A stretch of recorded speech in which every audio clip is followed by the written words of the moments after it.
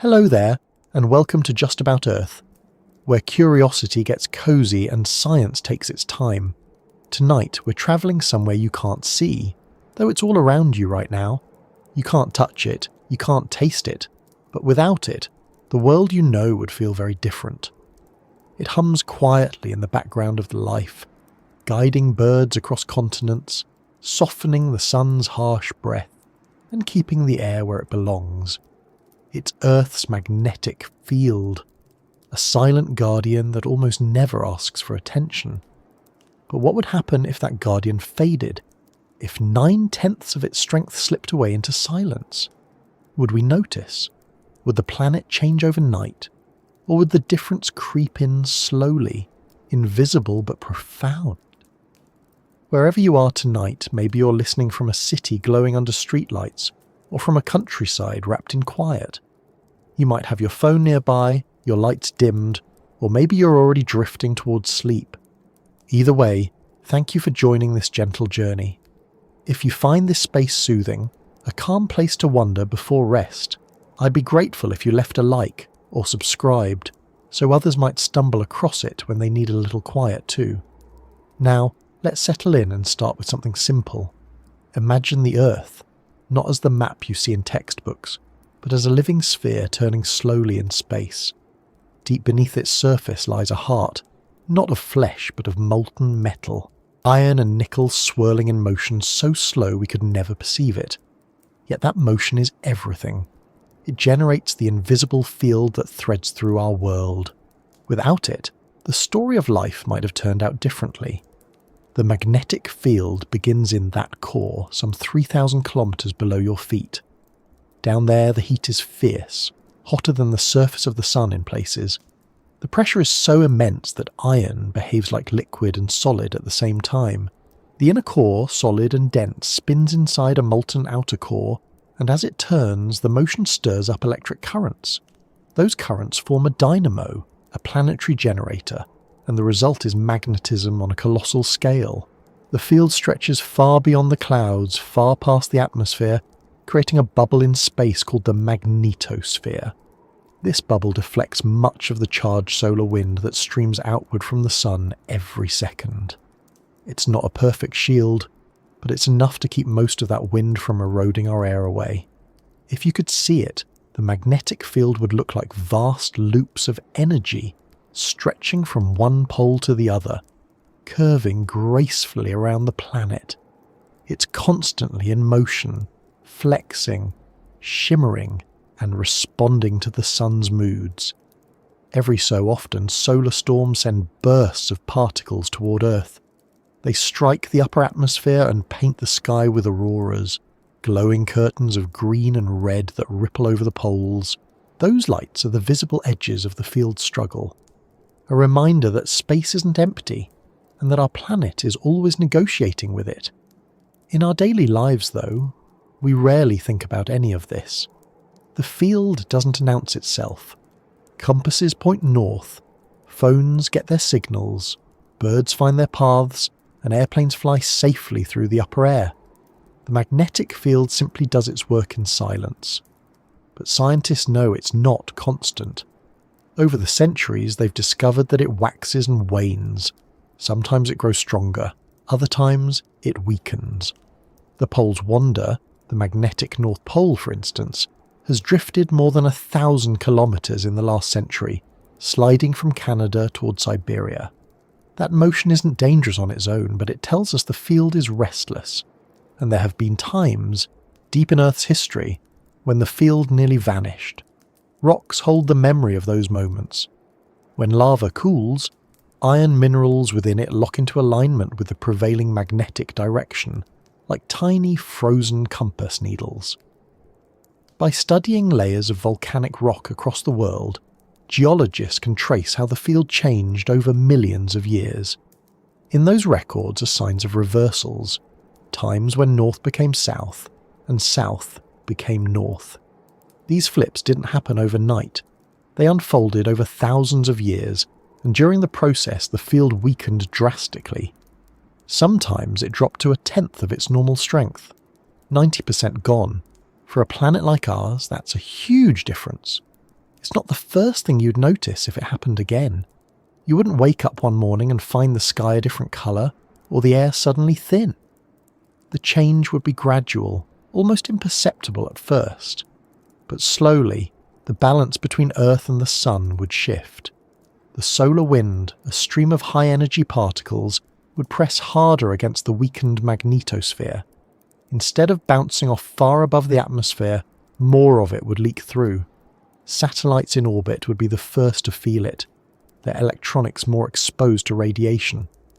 Astronauts aboard the International Space Station would need extra shielding. Communication networks would start to glitch during solar storms.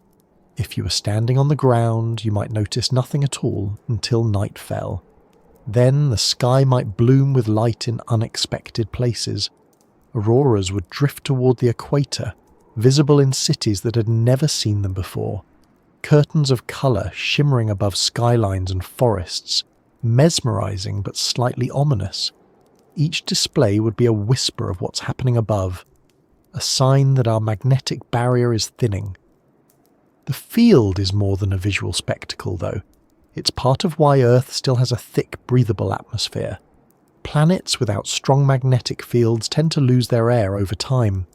Mars is the cautionary example. Billions of years ago, Mars had a molten core like ours and a magnetic field to match. Then, as the planet cooled, that internal engine slowed and the field faded. With no shield to deflect solar wind, Mars's atmosphere was stripped away piece by piece. Today, it's a dry, cold desert with air so thin it can barely hold warmth. If Earth's field lost 90% of its strength, we wouldn't instantly turn into Mars. The atmosphere is heavier and gravity is stronger here, but the process of erosion would begin. High in the upper layers of air, oxygen and hydrogen atoms would be knocked loose and swept into space. It would take thousands of years to make a noticeable dent, but over geological time, the losses could add up. The sky we take for granted, the balance that keeps oceans from freezing and forests from burning, depends on that invisible magnetism deep below us. Scientists who study this know that the field has weakened before and always recovered. Still, there's a pattern of uncertainty. The last major reversal, called the Brunhes-Matuyama reversal, happened about 780,000 years ago. Since then, the field strength has fluctuated.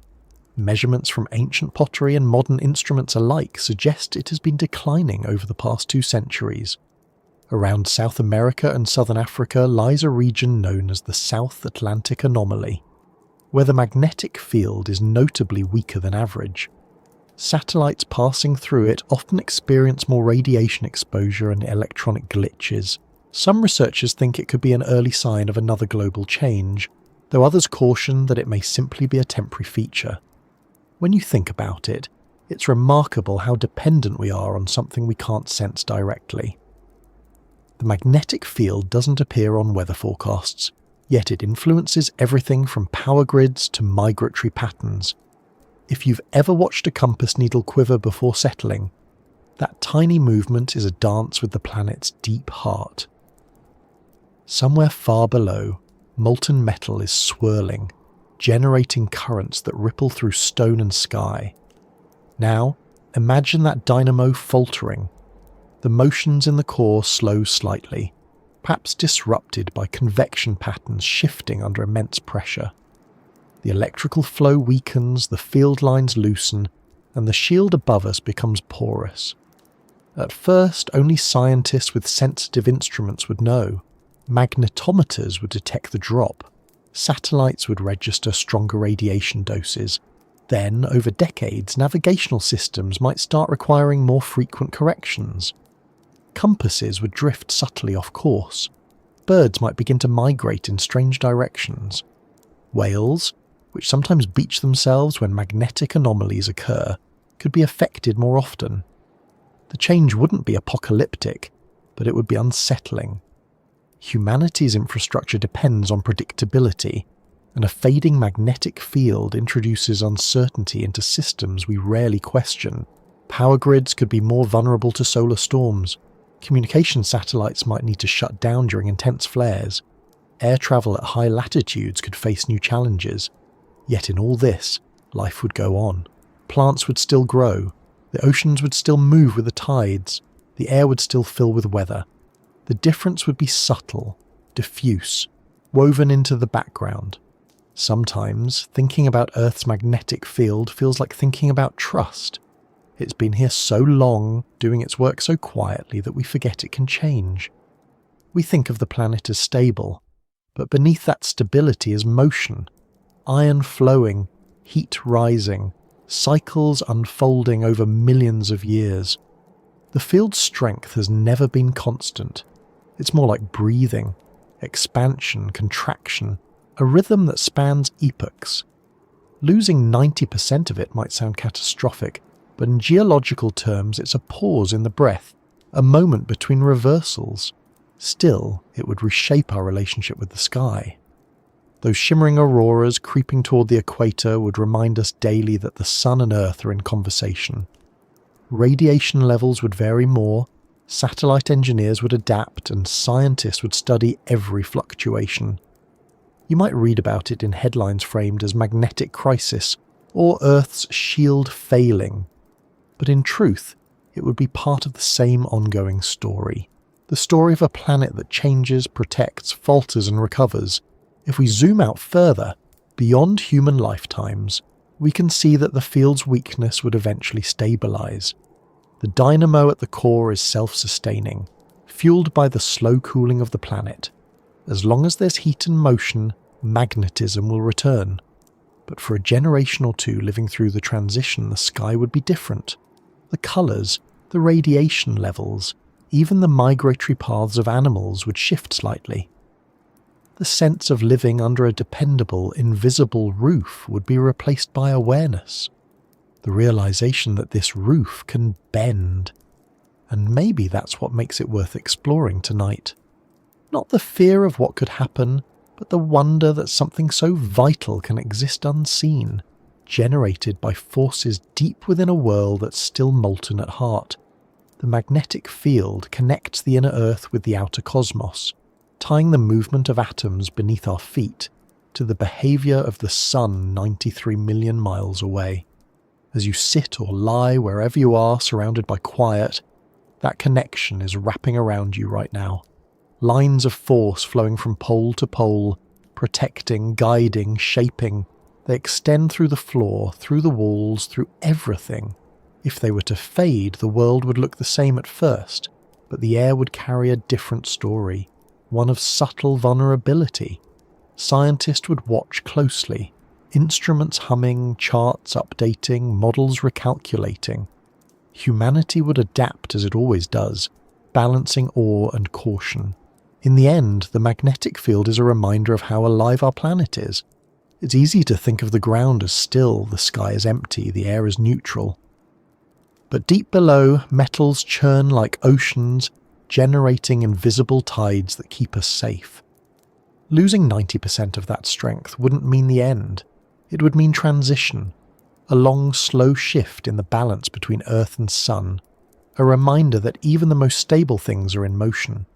And so, as we continue this quiet journey, let's follow that motion a little further, deeper into what this invisible armour really is and how it binds the planet together.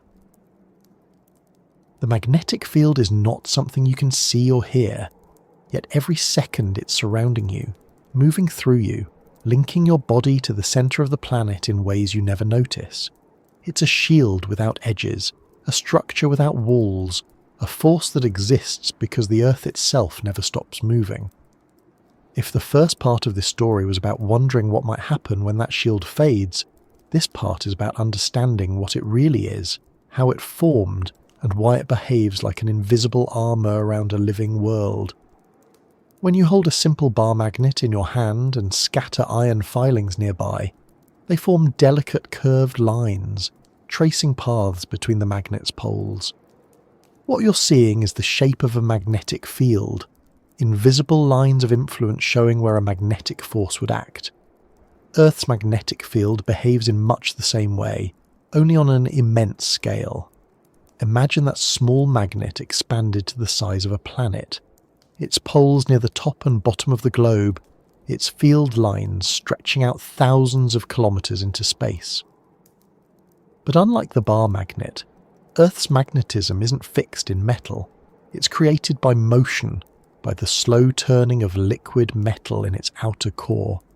To understand that, we need to travel down through the layers of the planet, from the surface we live on to the deep interior we'll never see. The crust, where continents and oceans rest, is a thin shell by planetary standards. Beneath it lies the mantle, a vast region of hot, dense rock that flows slowly over time. Deeper still, about halfway to the centre, we reach the core. The outer core is a layer of molten iron mixed with nickel and lighter elements. Below that sits the inner core, solid, compressed by gravity into a sphere of metal roughly the size of the moon. The outer core behaves like a conductor in motion, and it's this motion, the swirling, spiralling movement of molten metal, that generates Earth's magnetic field. Scientists call it the geodynamo. It works through the same principles that govern electric generators. Moving a conductor through a magnetic field produces an electric current, and an electric current in turn creates a magnetic field. In Earth's core, this feedback loop sustains itself. The rotation of the planet causes the molten iron to move in spiralling patterns, rising and sinking due to differences in heat. These flows create electric currents, which then produce magnetic fields. Those magnetic fields reinforce the overall global field, keeping it alive. As long as the core stays hot enough to move, the dynamo continues. But why does the core move at all? The answer lies in energy, heat escaping from the planet's formation billions of years ago, radioactive decay in the deep interior, and the slow cooling of the core itself. The solid inner core is gradually growing as the molten metal around it crystallizes. That process releases heat and light elements, driving convection in the outer core. The entire system is in motion because the planet is slowly cooling. You could say that Earth's magnetic field is a byproduct of that cooling, a side effect of the planet's long effort to release its internal heat into space. When scientists model this process, they find it's incredibly complex. The molten iron doesn't move evenly. It forms columns, swirls, and eddies that rise and twist as they interact with the planet's rotation. These flows change over time, sometimes strengthening the field, sometimes weakening it. They can shift the location of the magnetic poles and even cause reversals when the overall direction of the field flips. Each of these events leaves a signature in rock, a faint memory of how the field once looked. By studying that record, we can trace the heartbeat of Earth's magnetic system through hundreds of millions of years. One of the most fascinating parts of this story is how scientists first discovered that the field existed at all. Long before anyone could imagine the planet as a magnetic sphere, humans noticed something strange about iron. Lodestones, naturally magnetized pieces of magnetite, had the power to attract or repel each other. By the 11th century, navigators in China and later in Europe learned to use magnetized needles to find direction. They noticed that these needles always pointed roughly north and south. It was a mystery at first, but gradually it became clear that Earth itself must be magnetic. The compass was humanity's first instrument for detecting the planet's invisible armour. By the 19th century, scientists had measured the field's strength and direction in many places around the globe. They realised that it wasn't constant, it varied from place to place and changed over time. The discovery of magnetism's link to electricity, pioneered by Faraday and Maxwell, offered a theoretical foundation. Then, in the 20th century, as researchers studied the physics of the core, the geodynamo model emerged. Today, we confirm it with supercomputers, seismic data, and laboratory experiments that replicate conditions deep within Earth. If you were to stand outside the planet and look down with instruments capable of seeing magnetic fields, you'd see something that looks a bit like a comet.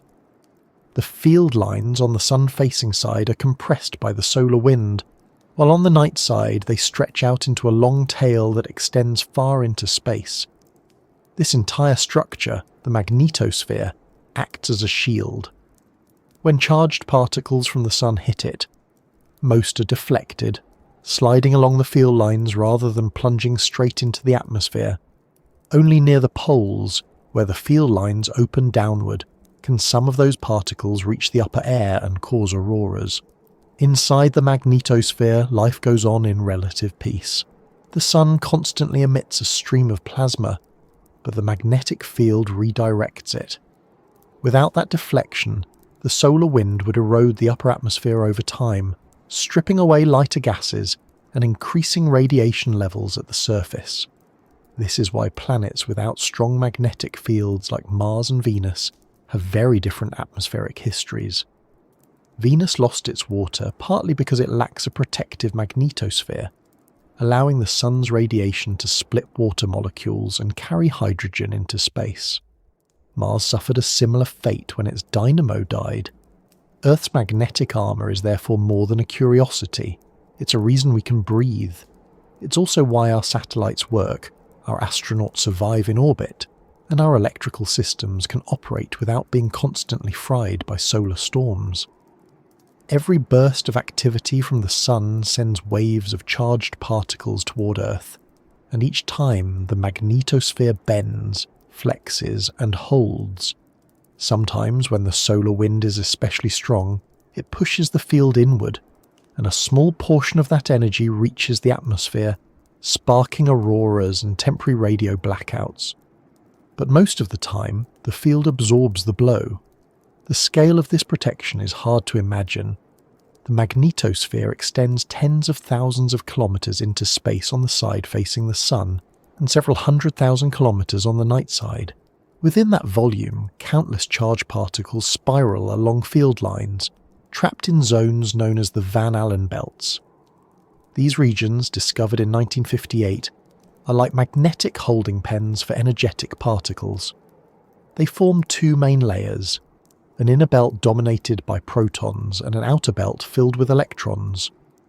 Spacecraft passing through them must be shielded, as the radiation levels can be intense. The existence of these belts is a direct consequence of Earth's magnetic field interacting with the sun's output.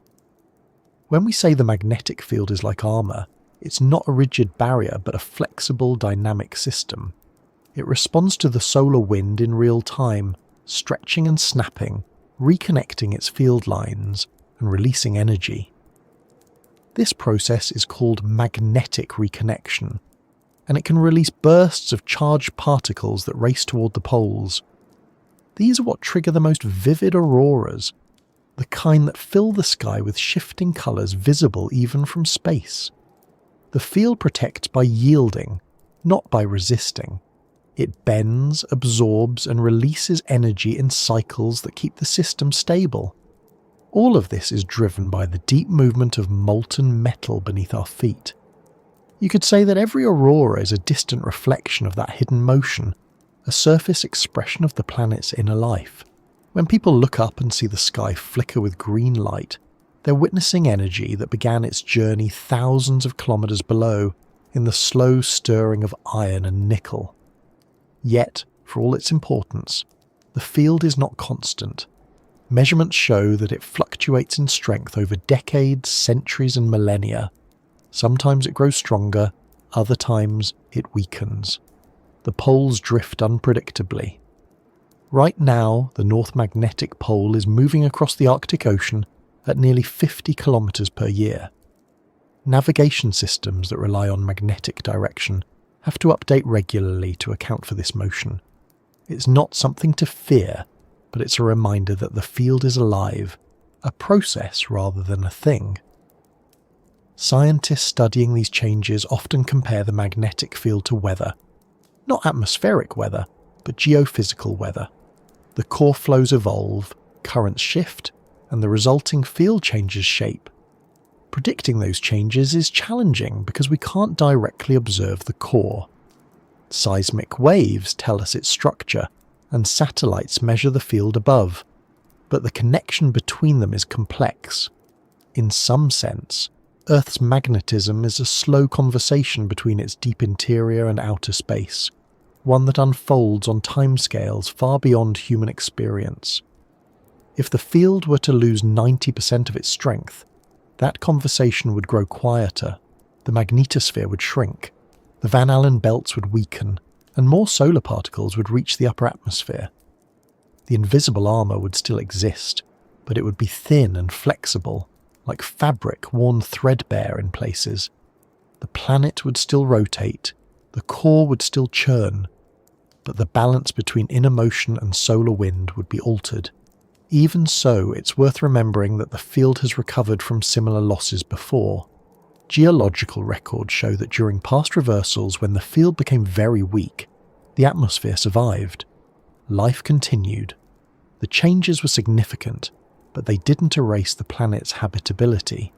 Earth's armour may falter, but it rebuilds itself as the dynamo reorganises. To study this process, scientists use a combination of satellite data, computer simulations, and laboratory experiments. One of the most influential projects, known as the Swarm mission, involves a trio of satellites launched by the European Space Agency in 2013. These spacecraft orbit Earth in different planes, measuring magnetic fields from the crust, the oceans, the ionosphere, and the core. By comparing their data, scientists can map the magnetic field in 3 dimensions and watch it evolve over time. What they see is a living system, full of subtle motion. The field strengthens in some areas, weakens in others, and shifts constantly, like patterns in a moving fluid. Understanding this invisible armour isn't just about curiosity, it has practical importance. As human technology extends further into space, our reliance on the magnetosphere grows. Satellites for communication, navigation and weather forecasting all operate within or near it.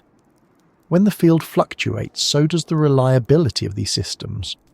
Space weather forecasts, which predict solar storms, depend on models of how the field will respond. Engineers designing spacecraft must consider radiation belts shaped by magnetism. Even pipelines and power lines on the ground can experience induced currents during strong geomagnetic events. Every part of this invisible system connects to human life in subtle ways. The auroras that inspire wonder also signal energy surging through space. The compass that points north works only because molten metal moves thousands of kilometers below. The quiet hum of electricity in your home depends indirectly on a shield of magnetism keeping solar storms at bay.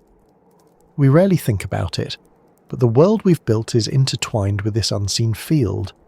Some researchers have proposed that studying other planets can teach us about our own.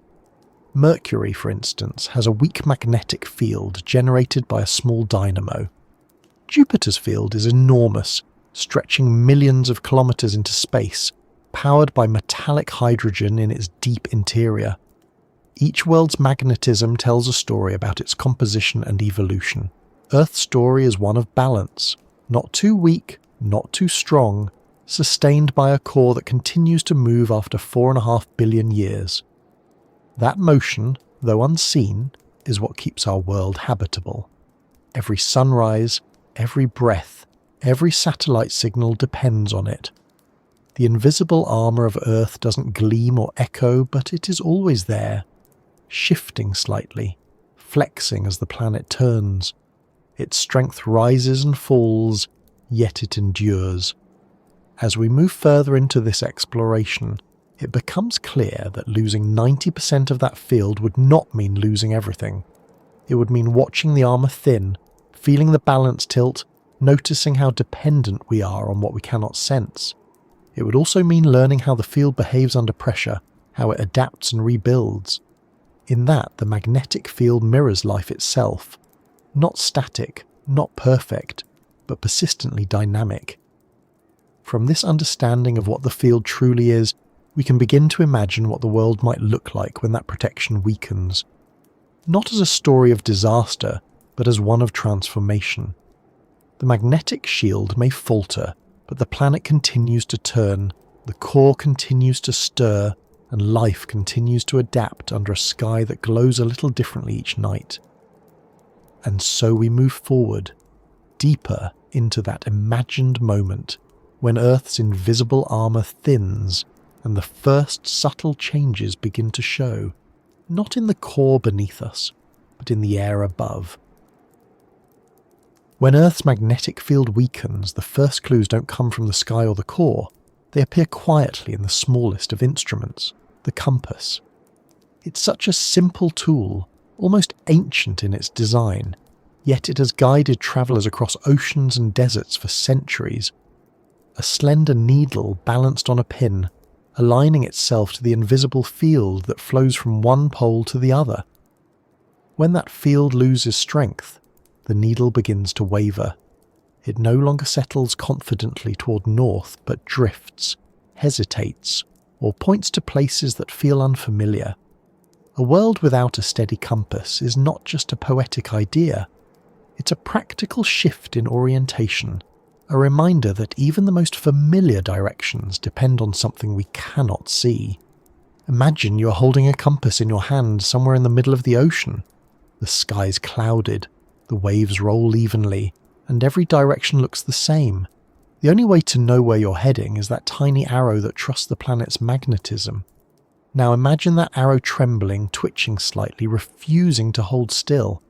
That would be one of the first signs of a magnetic field in decline. The instrument isn't broken, it's simply honest. It reflects what's happening in the space around it, the weakening grip of the magnetic lines that used to steer it.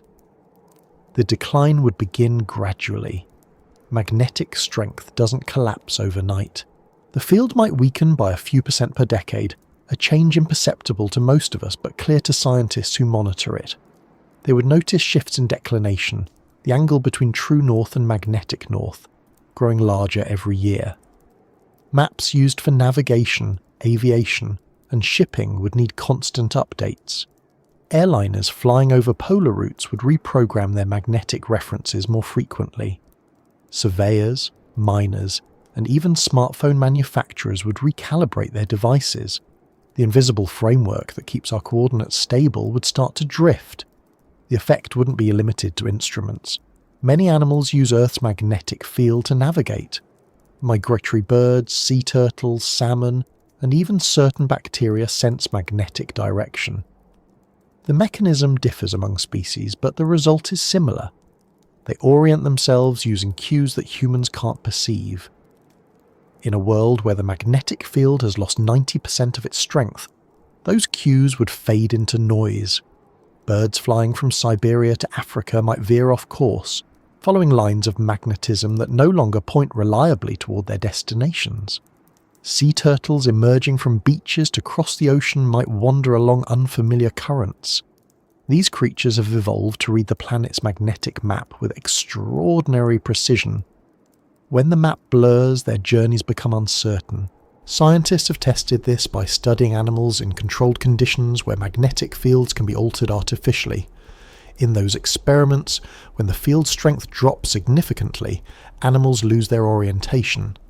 They circle, hesitate, or move in random directions until other environmental clues take over. The position of the sun, the pattern of stars, the scent of coastlines. But when the natural field is weakened in the real world, the confusion spreads across entire ecosystems.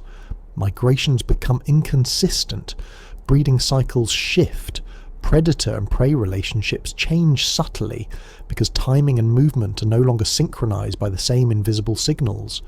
For humans, the change would be less immediate but no less significant.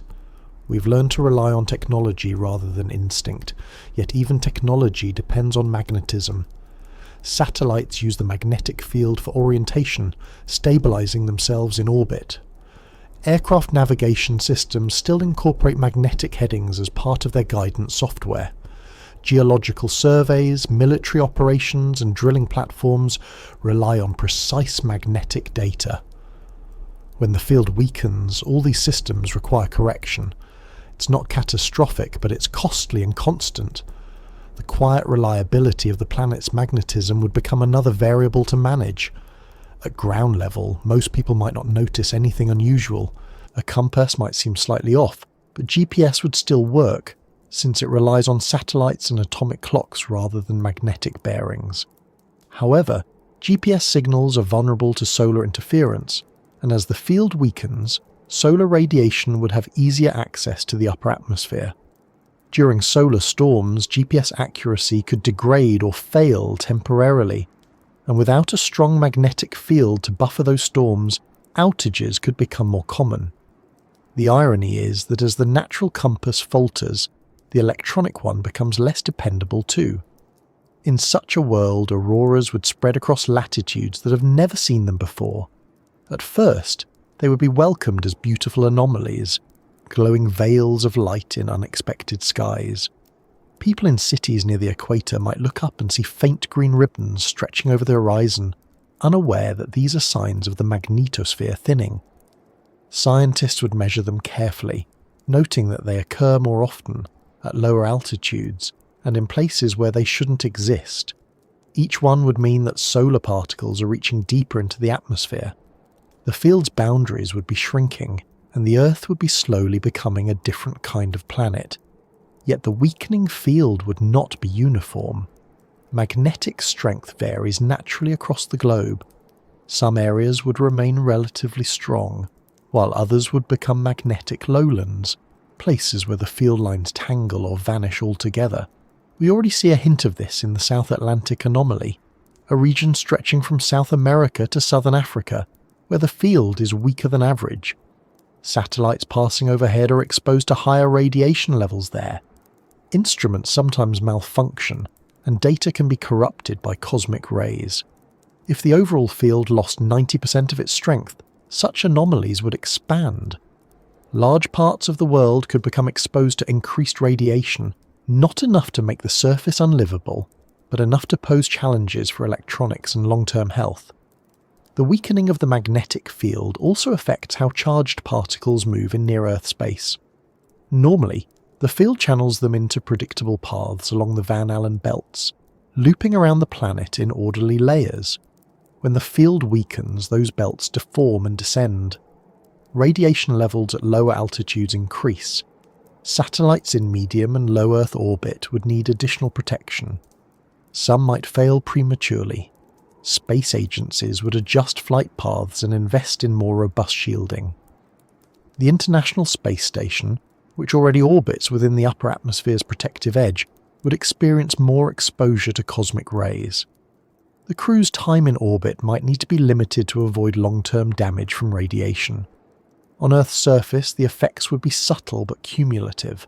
Increased radiation could slightly raise mutation rates in living organisms. Most of these changes would be neutral or harmless, but over centuries they could influence evolution in unpredictable ways.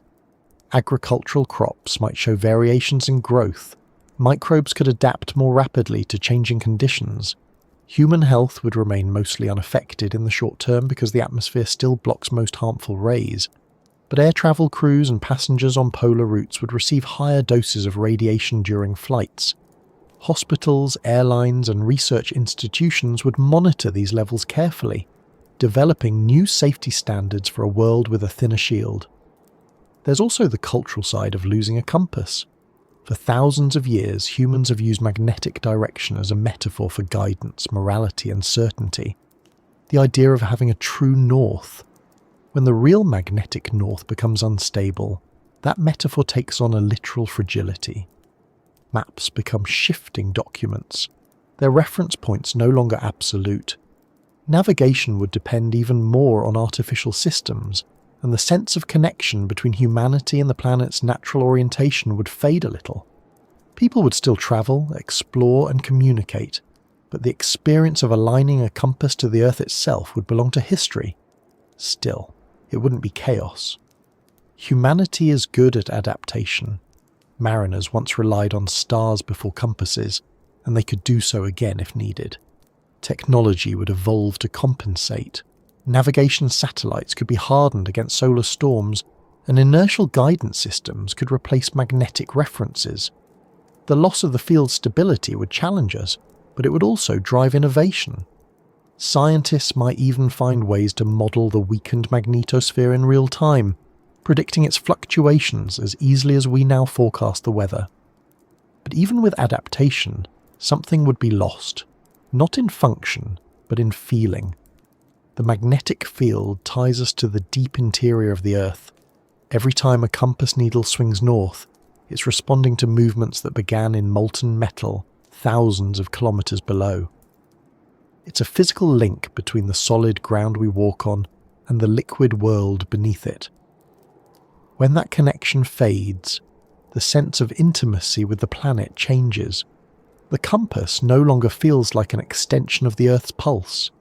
It becomes just another electronic device. The relationship between the surface and the core grows quieter, more distant. In studying these effects, scientists sometimes use magnetic observatories scattered around the world. Each one measures the strength and direction of the field continuously, recording data that reveal how it shifts over hours, days, and decades. These observatories form a global network, a silent collaboration across continents. When the field weakens, their instruments capture the gradual change. The data show oscillations and slow drifts, patterns that hint at deeper motions inside the core. Watching those readings is like listening to a heartbeat through layers of stone and metal. In a world where the field is declining, that heartbeat would sound faint. The lines on the charts would slope downward, not abruptly, but steadily, year after year. There would be debates, of course. Some scientists would argue that a 90% loss might precede a magnetic reversal, a natural event that's happened many times before. Others would suggest it's part of a temporary fluctuation, not a full reversal, but a long dip. Without direct access to the core, we could only model and infer. The uncertainty itself would become part of the story. As the field weakened, the news would fill with speculation. Would it collapse entirely? Would the poles flip? Would life be affected? And behind every question, there would be the quiet truth that this has happened before and that life survived each time. The difference now is that we have technology that depends on stability. A geomagnetic storm that once only lit the sky could now disrupt global communications. The compass needle trembling in your hand would be a symbol of that dependence. In earlier centuries, such a tremble might have been dismissed as an instrument's flaw. Today, it would be analysed by satellites, recorded in databases and discussed in boardrooms. The field's behaviour would become a matter of policy as much as science. For most people, the change would manifest not in fear, but in fascination. Children learning about the planet in school would grow up knowing that the magnetic field is dynamic, that north isn't a permanent place. They would see auroras in places their grandparents never did. They might hear that migratory birds are being tracked more closely, that satellites are built differently, that maps are adjusted yearly. Life would continue under a slightly different sky, a sky with new colours and new rules. The field would still exist, faint but functional. It would still deflect some of the solar wind, still shape the upper atmosphere, still whisper direction into the instruments designed to listen. But everything would feel a little less certain. The sense of having a stable compass would be replaced by the understanding that direction itself is part of the planet's ongoing evolution. The world would not lose its order, but it would gain a sense of movement, not just in time, but in the very fabric of navigation. The idea of a world without a compass is less about losing north, and more about realising how deeply we depend on things we cannot feel. The magnetic field, invisible and intangible, has always been a quiet companion. When it weakens, we're reminded that stability is temporary, that even the calmest parts of the planet are in flux, and yet amid all these changes life would adjust as it always has. The compass might falter, the skies might shimmer differently, but the planet would keep turning, and beneath it all the molten heart would continue to stir, preparing for whatever comes next. And that brings us to the question of what happens when the sun notices that change, when the solar wind meets a planet whose shield has grown thin and begins to push harder than before. When the sun meets a weaker magnetic field, the relationship between star and planet changes. The two have always been connected, one a furnace of fusion, the other a cooled ember spinning nearby, sustained partly by the energy the larger one gives. But the balance between them has always relied on distance and protection. The magnetic field acts like a cushion between solar wind and air, a flexible boundary that keeps the star's charged breath from stripping away our atmosphere.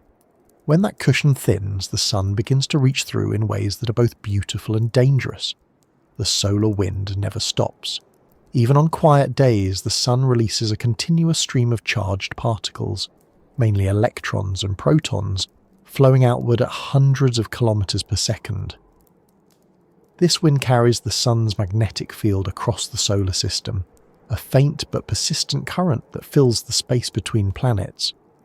When it meets Earth's magnetic field, the two interact in a region where forces compete and merge.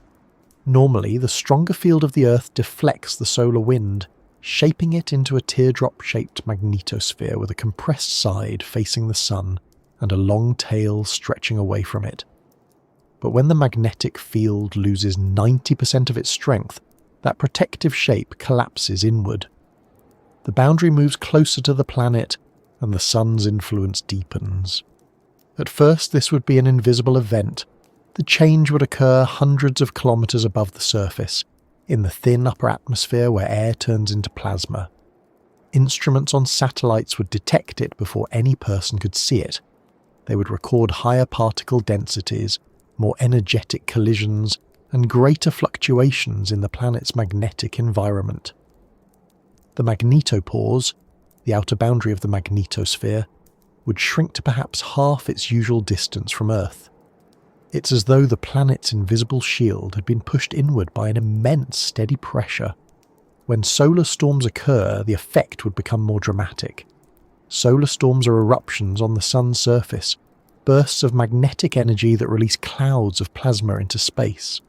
These events, called coronal mass ejections, can carry billions of tons of charged particles moving at speeds of up to 2,000 kilometers per second. When they reach Earth, they normally compress the magnetosphere temporarily, generating geomagnetic storms. With a strong magnetic field, these storms cause auroras, radio interference, and occasionally disruptions to satellites or power grids. With a weakened field, the same storms would have deeper effects. The compression would be more severe, and the solar particles could reach lower altitudes. The upper atmosphere, known as the ionosphere, would become turbulent. This region is filled with charged particles created by sunlight ionizing air molecules.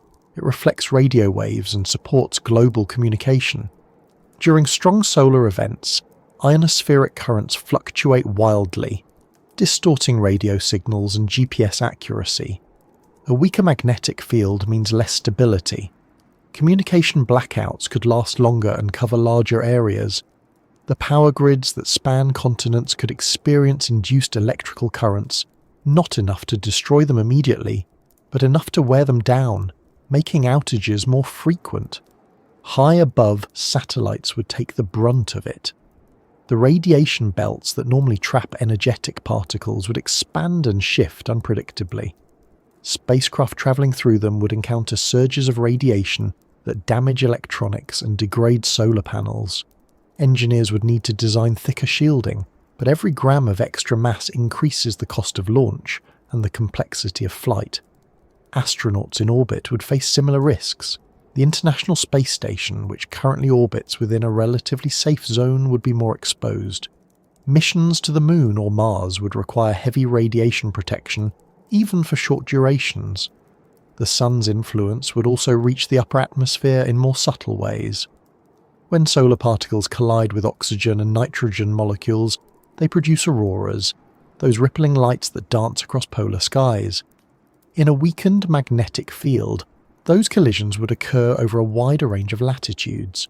The auroral ovals around the poles would widen until they met near the equator. Cities that have never seen such displays would suddenly find the night sky alive with movement. For a time, it would seem like a gift. Colours shimmering where they never were before, luminous curtains rippling above warm seas and deserts. People would gather outside to watch, to photograph, to wonder.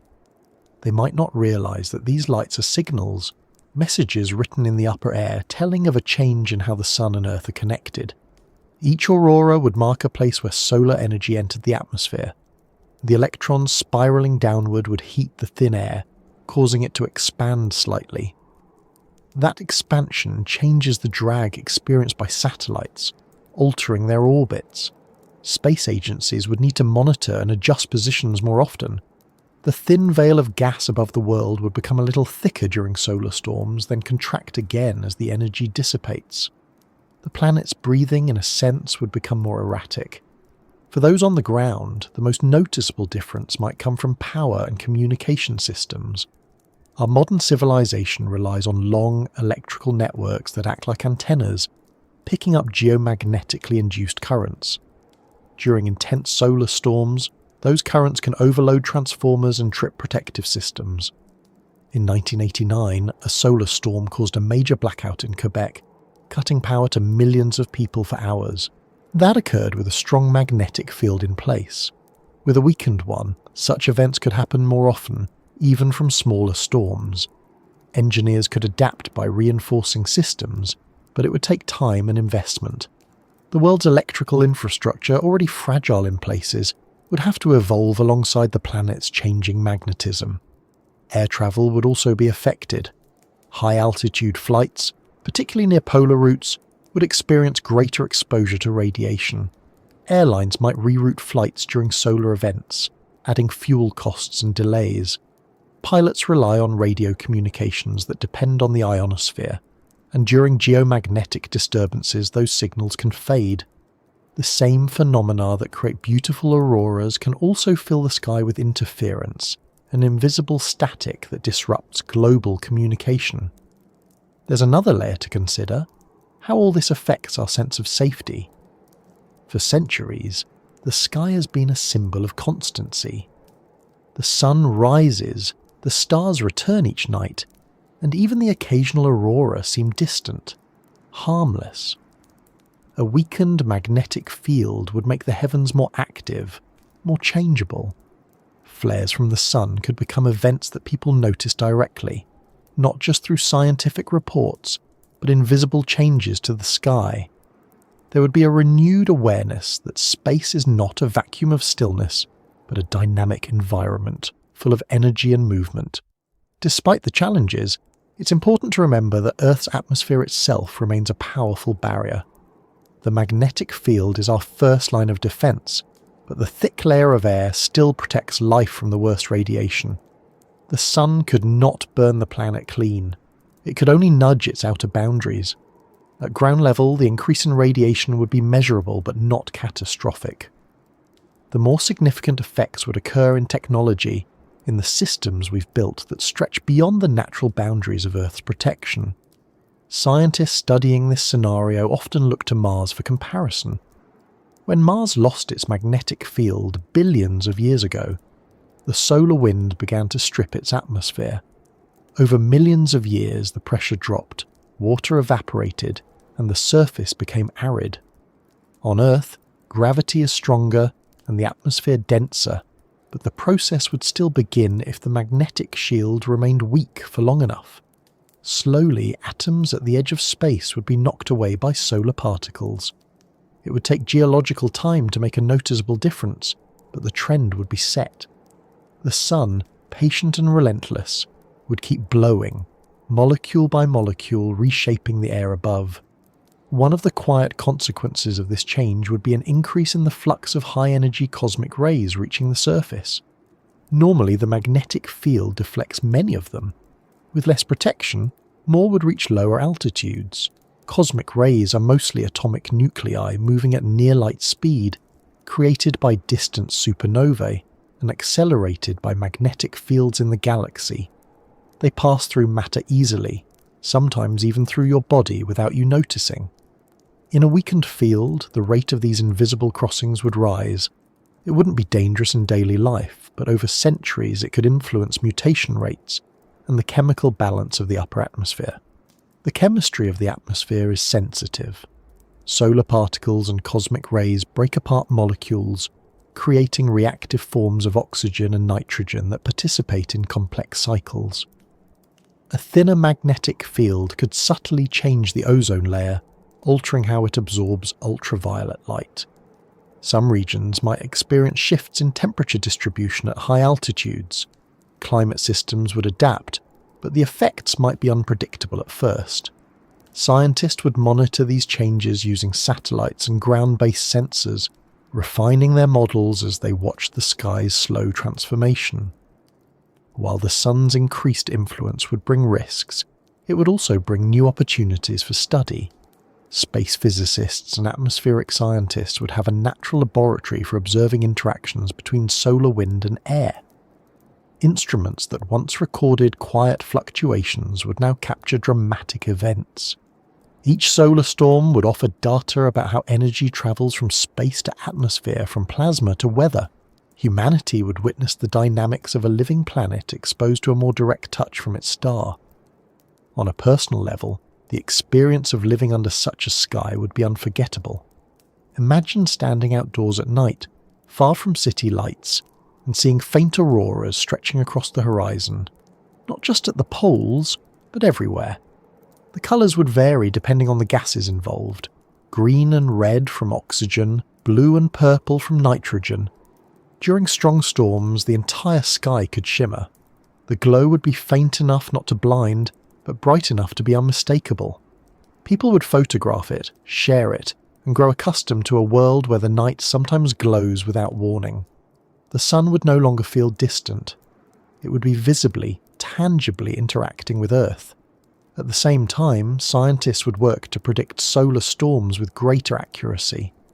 Observatories that monitor the sun's surface, watching for flares and coronal mass ejections, would become as essential as weather satellites.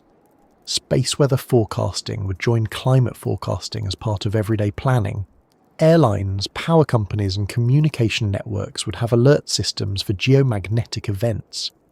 A new layer of awareness would enter human life. The understanding that our planet's calm depends not just on what happens within, but also on what happens on the star that feeds it. None of this would mean that life on Earth ends or even declines dramatically. The sun has always been both creator and destroyer, and Earth has endured countless magnetic fluctuations before. The biosphere is resilient. The ocean's depths would remain unchanged, forests would still photosynthesize, and most living things would adapt to minor increases in radiation. But the relationship between humanity and space would shift. The idea of Earth as isolated, self-contained, would give way to an understanding of constant interaction. The planet is not a sealed bubble. It's a participant in a cosmic exchange, a dance of fields and particles that never stops. If the magnetic field remained weak for centuries, the solar wind would carve new patterns into the upper atmosphere. The planet's auroral zones would evolve, moving across continents and oceans. The magnetotail, that long extension of the field behind the planet, would fluctuate more wildly, affecting how energy flows through near-Earth space. Spacecraft travelling through that region would experience unpredictable magnetic forces, requiring continuous adjustment. Exploration of the Moon and Mars would have to account for stronger bursts of solar radiation, especially during peaks of the Sun's 11-year cycle. The weakened field would also change how humans think about home. For thousands of years, the magnetic field has been silent background. Its presence was assumed, its behaviour rarely questioned. With its decline, it would become part of daily awareness, part of conversation. People would check solar forecasts like they check the weather. News of a flare on the sun would carry the same urgency as a storm warning. It would be a more connected world, one where the flow of energy between sun and earth feels personal, immediate and real. And through all of this, the planet itself would continue to generate its own field. Even at 10% of its original strength, the geodynamo would still turn. Deep beneath continents and oceans, the molten core would keep swirling, driven by the slow release of heat. The field might be weaker, but it wouldn't vanish. It would fluctuate, flicker, and perhaps over time begin to rebuild. The sun's closeness would not be permanent. It would be part of a cycle, one that has happened many times in Earth's history. In that sense, when the sun gets too close, it is not an invasion, but a reminder. The magnetic field doesn't fail completely. It flexes and evolves. The sun's influence is a test, a pressure that shapes the planet's future. The weakened shield lets in more of the star's energy, and in doing so it drives change in technology, in ecosystems, in understanding. Humanity would watch, learn, and adapt, as it always does, under skies filled with light that no one alive had ever seen before. And beyond those shimmering nights, beyond the electronic adjustments and the solar forecasts, the story continues downward, back into the planet's own depths, where molten metal keeps turning. Because what happens when the sun gets too close is only half of the picture. The other half is what the Earth itself does in response. The quiet, relentless effort of its core to rebuild the shield that keeps the balance between the two worlds intact. When the magnetic field weakens, it isn't just compasses that lose their confidence or skies that glow in unfamiliar colours. The change reaches further, into the thin veil of gas that surrounds our world, the air that makes life possible. It's easy to think of the atmosphere as something permanent, something bound to the Earth by gravity and immune to space. But in truth, air is always trying to escape. Molecule by molecule, it drifts upward, heating, thinning, and vanishing into the blackness above. What keeps most of it here is a balance between gravity pulling down and the planet's shields, magnetic and thermal, slowing the loss. When that magnetic shield fades, the quiet tug-of-war between planet and space begins to shift. The air starts, in subtle ways, to leave. Every planet loses atmosphere. Even now, under normal conditions, Earth loses roughly 90 tons of hydrogen and a smaller amount of helium into space every day.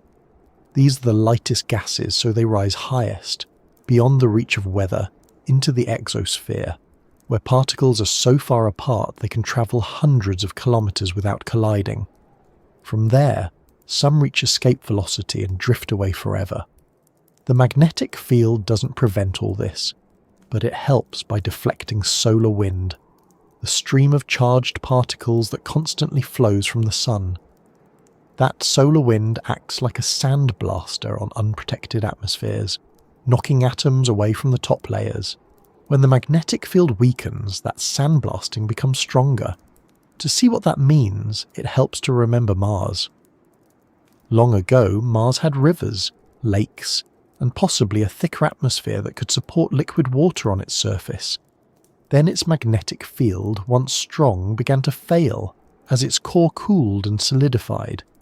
Without that protection, the solar wind directly interacted with its upper atmosphere.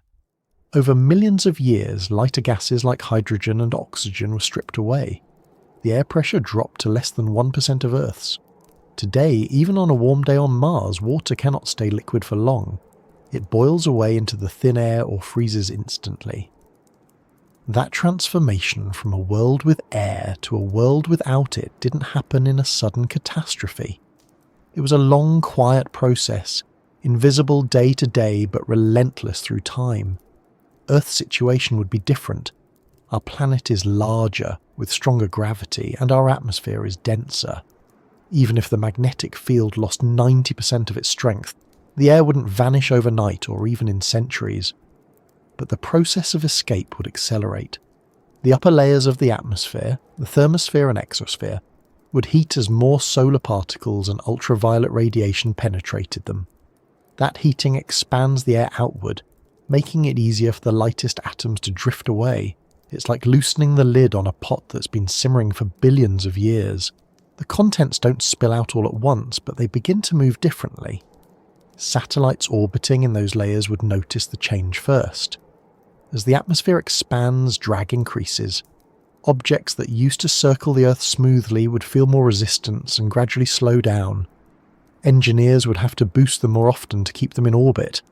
The increased drag also means that smaller debris, fragments from old satellites, spent rocket stages, bits of metal, would re-enter the atmosphere more quickly. That might seem beneficial, clearing space of clutter, but it also means more uncontrolled re-entries, more risk of debris falling through the sky unexpectedly. The heating of the upper atmosphere also affects its chemistry. High-energy solar radiation splits oxygen molecules into individual atoms, which then react to form ozone and other compounds. These reactions depend on the balance between sunlight, temperature, and magnetic shielding. A weaker field allows more radiation to penetrate, changing the rate of these processes. In some regions, the ozone layer could thin, allowing more ultraviolet light to reach the surface. In others, it might thicken temporarily as atmospheric dynamics adjust. The atmosphere is not a single uniform layer. It's a collection of interacting systems, each responding differently to change. Over decades and centuries, scientists would track these shifts carefully. Satellites that measure atmospheric density, temperature, and composition would provide continuous data. They would see patterns emerging, slight increases in the rate of hydrogen and helium loss, fluctuations in the ionosphere, irregularities in how the upper atmosphere absorbs solar energy. The numbers would not point to immediate danger, but they would tell a story of gradual transformation. If you were standing on the surface, breathing under that vast sky, you wouldn't notice anything unusual. The air would feel the same, the pressure stable, the oxygen unchanged. But far above, where the sky fades into black, the boundary between Earth and space would have moved slightly. The magnetosphere that once deflected most solar wind would now allow more of it to interact directly with the upper atmosphere. These interactions create electric currents, heating the thin gas and driving further expansion. The result is a slow but steady leak of energy and material into space. This loss is part of a broader process called atmospheric escape, which occurs through several mechanisms. The simplest is thermal escape, when particles move fast enough due to heat to overcome gravity. This process affects light gases most strongly. Then there's non-thermal escape, which includes a range of phenomena like photochemical reactions, charge exchange, and ion pickup. In a weakened magnetic field, these non-thermal processes become more efficient because the solar wind penetrates deeper. One example is sputtering, a process observed on Mars and Mercury. When energetic particles from the solar wind strike atmospheric atoms, they can knock them upward and out of the planet's gravitational reach. Each collision removes a small amount of gas, but over time the effect accumulates. With a strong magnetic field, the Earth's atmosphere is largely shielded from sputtering. With a weakened field, that protection diminishes. Another process, called ion pickup, involves charged particles. When neutral atoms in the upper atmosphere become ionized by sunlight, they gain an electric charge. The solar wind can then carry them away, accelerating them along magnetic field lines that connect to interplanetary space. In the current Earth environment, this happens mainly at the polar regions where field lines are open. If the global field weakens, more areas of the planet could experience this effect. The flow of ions escaping to space would increase. It's worth noting that even with all these losses, Earth's atmosphere is massive, about 5 quadrillion tons of air pressing down on the surface. Losing a fraction of that over centuries wouldn't change what we breathe, but it would alter the composition of the upper atmosphere, where delicate balances control the movement of energy. That balance influences climate indirectly by affecting how much solar radiation the atmosphere absorbs and how it redistributes heat. In practical terms, this means that weather systems might shift subtly over time. The jet streams that guide storms could migrate slightly as temperature gradients change. High-altitude winds that influence ozone transport could behave differently. The differences wouldn't be dramatic, but they would be detectable. Climatologists already measure how solar cycles affect atmospheric circulation. With a weaker magnetic field, those effects would be amplified. Radiation from the sun would also reach lower altitudes more often. During solar flares, bursts of energetic particles could penetrate to regions of the atmosphere where they rarely reach now. These events would produce short-lived increases in ionization.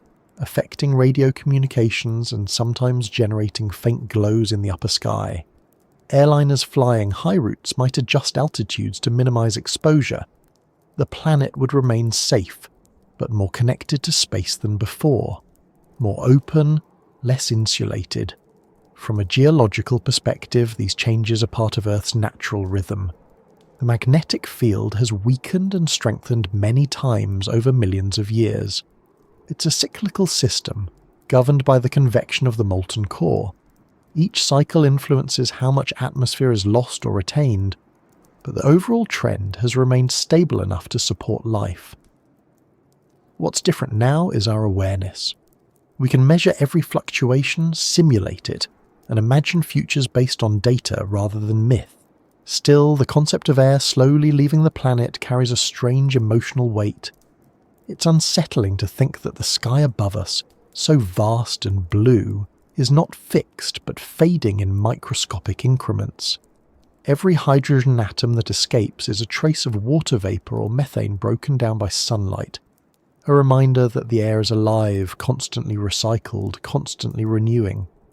Even as molecules leave, new ones are created by volcanic eruptions, photosynthesis, and chemical reactions in the ocean.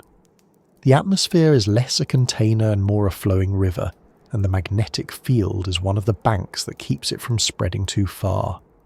If the weakening continued for thousands of years, Earth's atmosphere would gradually adjust. The upper layers would thin, temperatures there would fluctuate more, and the rate of loss would stabilize at a higher level. The lower atmosphere, where weather and life occur, would remain thick and stable for a long time, but the long-term story would depend on how the core behaves. If the dynamo recovered, as it has many times before, the magnetic field would strengthen, the solar wind pressure would ease, and the leak would slow again. If not, the trend would persist until a new equilibrium formed, a slightly lighter sky, a slightly different planet. For scientists observing from orbit, the changes would be fascinating. They would watch auroras not just at the poles, but across mid-latitudes, marking where energy from the sun enters the atmosphere.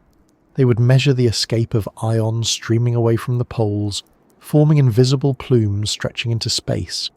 Instruments would detect shifts in air density at the edge of the atmosphere, showing where heat and pressure are changing. The data would tell a story of interaction, not destruction, but exchange. The sun gives energy, the earth absorbs and releases it, and the balance shifts back and forth. This balance also affects climate stability. The atmosphere helps regulate surface temperature by trapping heat through the greenhouse effect. Changes in upper atmospheric chemistry could alter that balance slightly, though not drastically. If more ultraviolet light penetrates, it can change how ozone and water vapor interact, influencing temperature patterns in the stratosphere. Such feedback loops are complex and would unfold slowly, giving humanity time to adapt. The more immediate impacts would be technological: satellite maintenance, communication reliability, radiation exposure. The natural world would respond over longer spans, adjusting to new conditions as it always has. From the surface, under an everyday sky, all this would remain invisible. The wind would still blow, rain would still fall, clouds would still gather and disperse. But somewhere above, at the border where atmosphere meets space, atoms would continue to drift outward, a faint and continuous whisper of loss. The air that tried to leave would be replaced by the air created below, the breath of forests, oceans, and volcanoes feeding the cycle endlessly. The system would not collapse, it would change its rhythm. In time, this understanding might change how we think about our atmosphere, not as a barrier between Earth and space, but as part of both. The upper layers touch the solar wind just as the lower layers touch the ocean. Everything is connected through motion and exchange. The magnetic field, strong or weak, is simply one of the ways the planet manages that exchange, controlling how much energy passes through. When it weakens, the conversation between Earth and Sun grows louder. The air does not flee in panic. It drifts, it adjusts, it balances. Some molecules leave forever, but others are born each second. the field's decline would not silence life or strip the planet bare. It would remind us that our atmosphere, like everything else on Earth, is part of a living system, dynamic, responsive, and resilient. And so, as the shield continues to wane and the sun presses closer, the story doesn't end with the loss of air. It continues in the creatures that still move beneath it, in the migrations and instincts shaped by magnetism itself. Because while the atmosphere begins to shift, life within it also feels the change, not in pressure or temperature, but in direction, in the invisible sense that guides countless species across the globe. When the magnetic field weakens, the change doesn't only reach instruments and air, it touches life itself. Every living thing that moves across this planet does so within a web of magnetism that it never sees. It's part of the background of existence, quiet and dependable. Yet over millions of years, many species have evolved to feel it, to read it, and to use it without ever knowing they're doing so. There is, in a very real sense, a compass inside us, not just in humans, but in birds, fish, turtles, whales, bees, and bacteria. When the planet's magnetic field begins to fade, that hidden sense starts to lose its signal. The quiet order of migration and orientation begins to tremble. The study of how animals perceive magnetic fields is known as magnetoreception. It's one of the most subtle senses in biology. Unlike sight or hearing, which produce immediate and vivid sensations, magnetoreception operates beneath awareness. An animal following a magnetic cue doesn't see the field or hear it. It simply moves in alignment with it, as though guided by an invisible thread. Some use it to know which direction to travel, others to recognize where they are on the globe. It's one of the most elegant examples of how life has tuned itself to the planet it inhabits. Migratory birds are among the best-known examples. Every year they fly thousands of kilometers between breeding and wintering grounds, often returning to the same patch of land or even the same tree. Experiments have shown that birds use at least two systems to navigate. One based on the position of the sun and stars, and another based on Earth's magnetic field. When scientists placed birds in controlled environments where the magnetic field was altered or rotated, the birds changed direction accordingly. They could sense not just north and south, but also their latitude, a magnetic map embedded in their biology. No one fully understands how this sense works, but researchers uncovered two main mechanisms. The first involves tiny crystals of magnetite, a naturally magnetic mineral found in the tissues of many animals. In birds, these crystals are located in the upper beak. They respond to magnetic fields much as compass needles do, sending signals through the nervous system that may contribute to orientation. The second mechanism is even more fascinating, a light-dependent chemical reaction in the eyes. Certain proteins, called cryptochromes, are sensitive to magnetic fields when illuminated by blue light. These reactions could influence how birds perceive patterns of light, giving them a kind of magnetic vision. Not an image of the field itself, but a subtle modulation of what they see that helps them align with direction. When the field weakens, both of these systems would become less reliable. A bird flying at night under a sky it has known all its life might find the magnetic cues faint or distorted. The familiar sense of direction, once effortless, would become confusing. Some birds might begin to rely more heavily on celestial navigation, using the stars as a backup, but cloudy skies or light pollution would interfere. Migration routes could begin to drift, not in a single dramatic shift, but in a slow divergence over generations. Populations that once arrived precisely on time might become desynchronized with the seasons. Sea turtles experience a similar challenge. When hatchlings emerge from sandy beaches, they crawl toward the ocean and begin an epic journey across thousands of kilometers. For years, they wander in open seas before returning to the very same beach to lay their own eggs. Their internal maps are astonishingly precise. Studies show that they use Earth's magnetic field to know where they are, detecting both the inclination, the angle at which field lines intersect the surface, and the intensity of the field. These two parameters act like coordinates, allowing turtles to recognize specific stretches of coastline. When researchers artificially altered the magnetic field around young turtles in laboratory tanks, the animals changed direction, as though they had been transported to another part of the world. If Earth's magnetic field weakened by 90%, those coordinates would blur. The field intensity across oceans would drop to near uniform levels, removing the subtle gradients that turtles rely on. Their journeys, already perilous, would become less certain. Some would miss their traditional nesting beaches by hundreds of kilometres. Others might return to the wrong hemisphere entirely. Over time, this could lead to population declines as breeding success decreases. Whales and dolphins may also use magnetic cues. Evidence comes from stranding events that correlate with geomagnetic anomalies, regions where the local field is weaker or distorted. These animals navigate vast distances through open oceans with no visible landmarks, and while they also use sound and ocean currents, magnetism appears to play a role in their long-range orientation. A weaker field could confuse them, leading to more strandings along coastlines as their sense of direction falters near areas of magnetic irregularity. Even tiny organisms depend on magnetism. Magnetotactic bacteria, found in aquatic environments, contain chains of magnetite crystals that allow them to align with magnetic field lines. This helps them orient within the water column, moving toward oxygen levels suitable for survival. They're like microscopic compasses swimming through invisible lines of force. When the field weakens, their alignment becomes erratic, disrupting their ecological function. While this seems minor, these bacteria influence nutrient cycles and chemical balances in sediments. Their confusion ripples outward through ecosystems. It's remarkable to think that such different creatures, birds, turtles, whales, bacteria, all share this invisible connection to the planet's magnetism.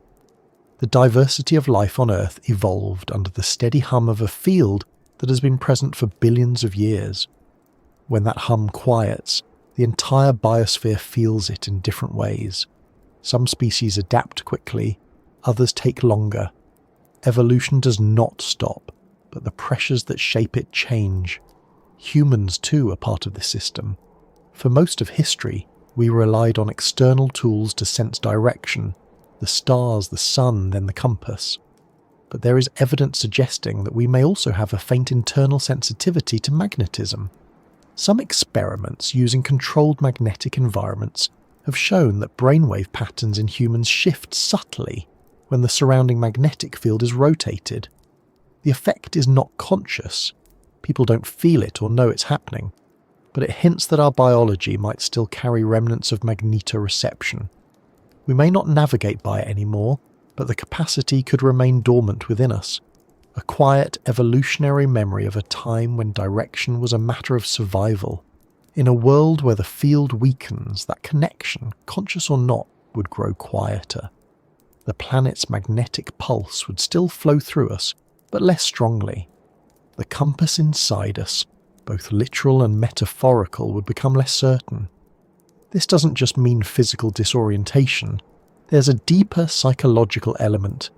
Humans have always used the idea of north, of orientation, as a metaphor for clarity and stability.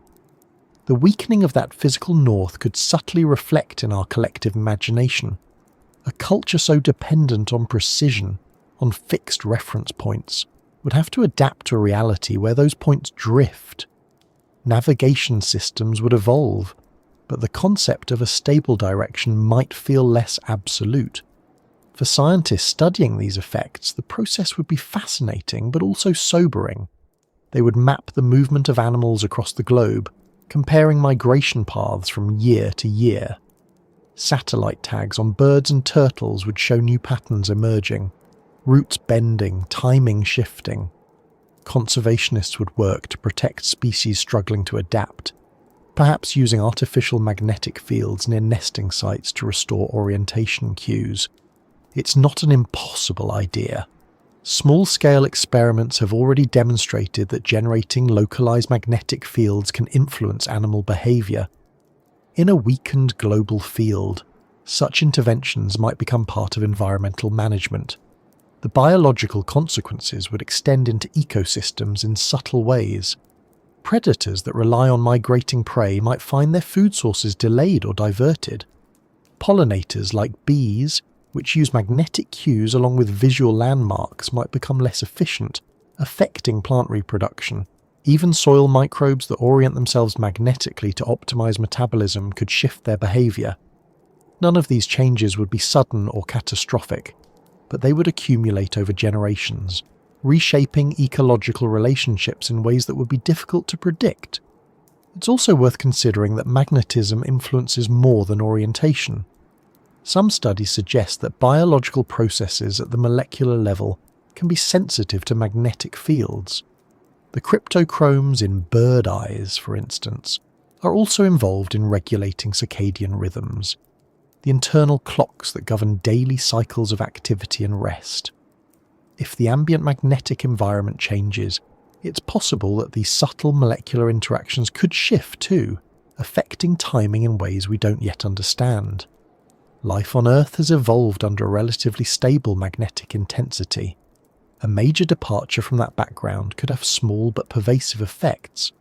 For humans, our relationship to magnetism has mostly been external and technological. We use compasses, navigation systems, and magnetic data for exploration and science. But beyond that, the magnetic field plays a role in shielding us from space radiation.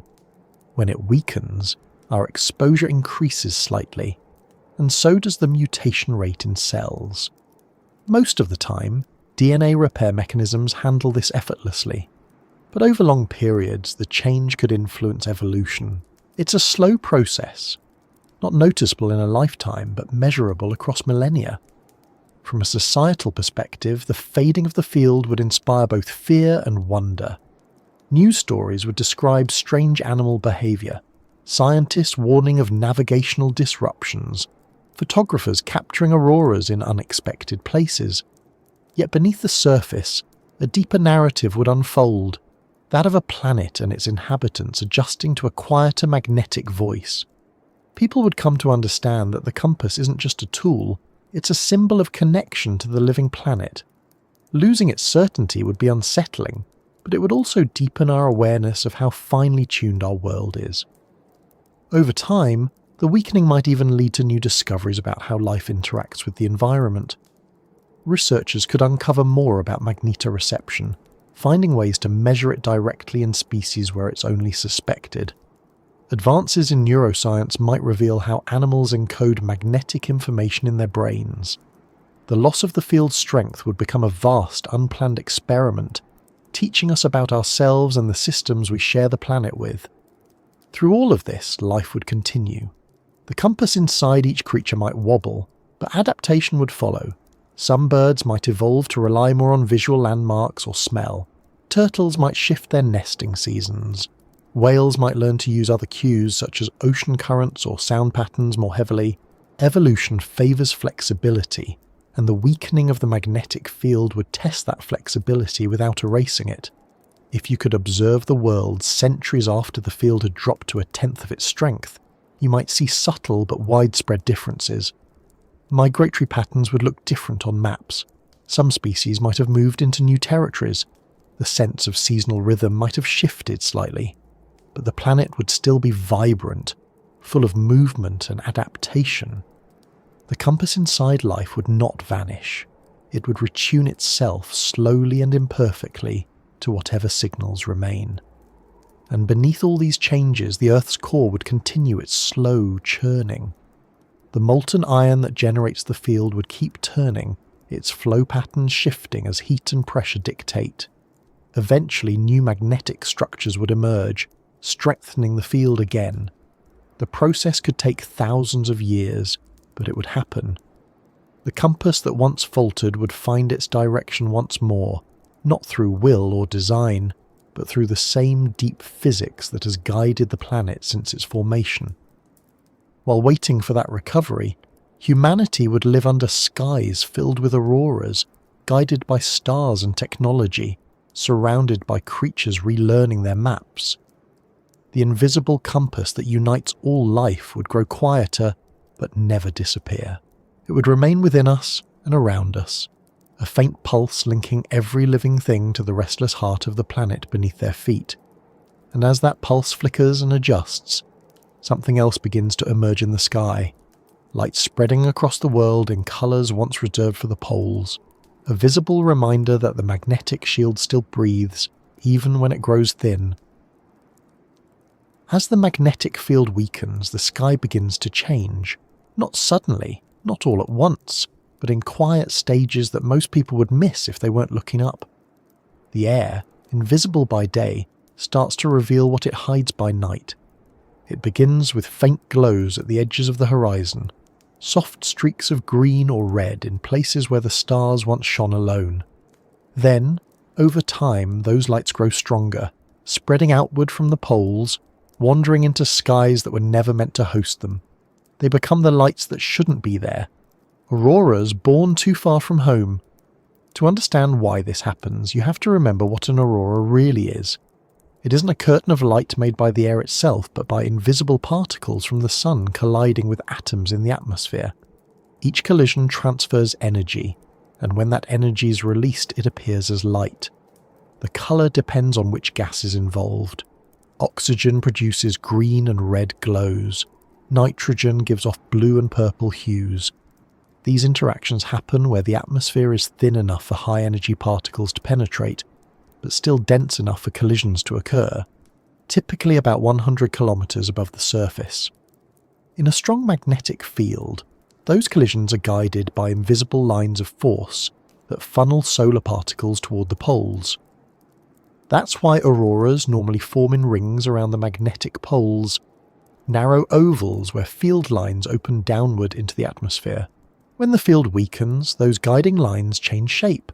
They open wider, bend lower, and let more particles through at latitudes where they were once deflected. The result is a planet whose nights are painted in colour across every continent. At first, it would feel like a gift. People living in cities near the equator might walk outside one evening and see the sky glowing faintly green. At first, they might think it's some new kind of pollution, or a reflection from lights below. But as the glow ripples and moves, they would realise it's alive, a phenomenon once reserved for travellers to far northern or southern lands. Within weeks, social media would fill with images, auroras over tropical forests, lights above deserts, reflections dancing on ocean waves near the equator. For a while, it would seem like a global celebration of beauty. The sky, for the first time in history, would unite every place under a shared display of the planet's changing magnetism. But as always, beauty in nature is rarely without cost. These lights, as graceful as they appear, are signs of energy entering the atmosphere. Each wave of colour marks charged particles striking the upper air, releasing heat and radiation.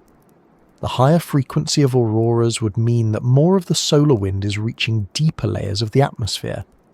The field that once directed that energy safely toward the poles now allows it to spread more evenly across the globe.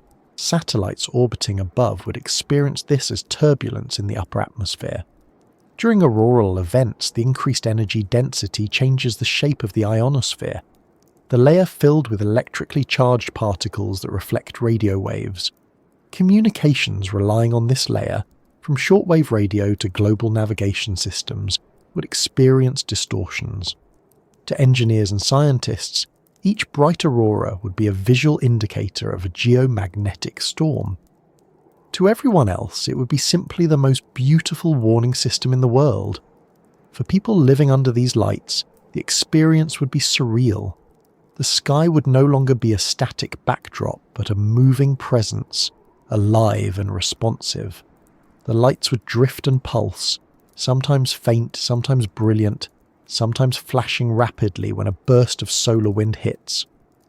Unlike the auroras at the poles today, which appear mostly green, these equatorial displays would show more red and violet due to differences in atmospheric density. The horizon might flicker faintly even in places where no one had ever seen such colours. Ancient cultures that once told stories about the northern lights would have found meaning in this new display, perhaps seeing it as a sign of renewal or awakening. Modern civilization would react differently, part awe, part concern. Scientists would release data showing that solar activity was interacting more directly with the atmosphere. Power companies would issue advisories, yet most people would still pause each night to watch the lights drift overhead, unable to resist the feeling that they were witnessing something ancient made new. In the upper atmosphere, the physical process would be precise and relentless.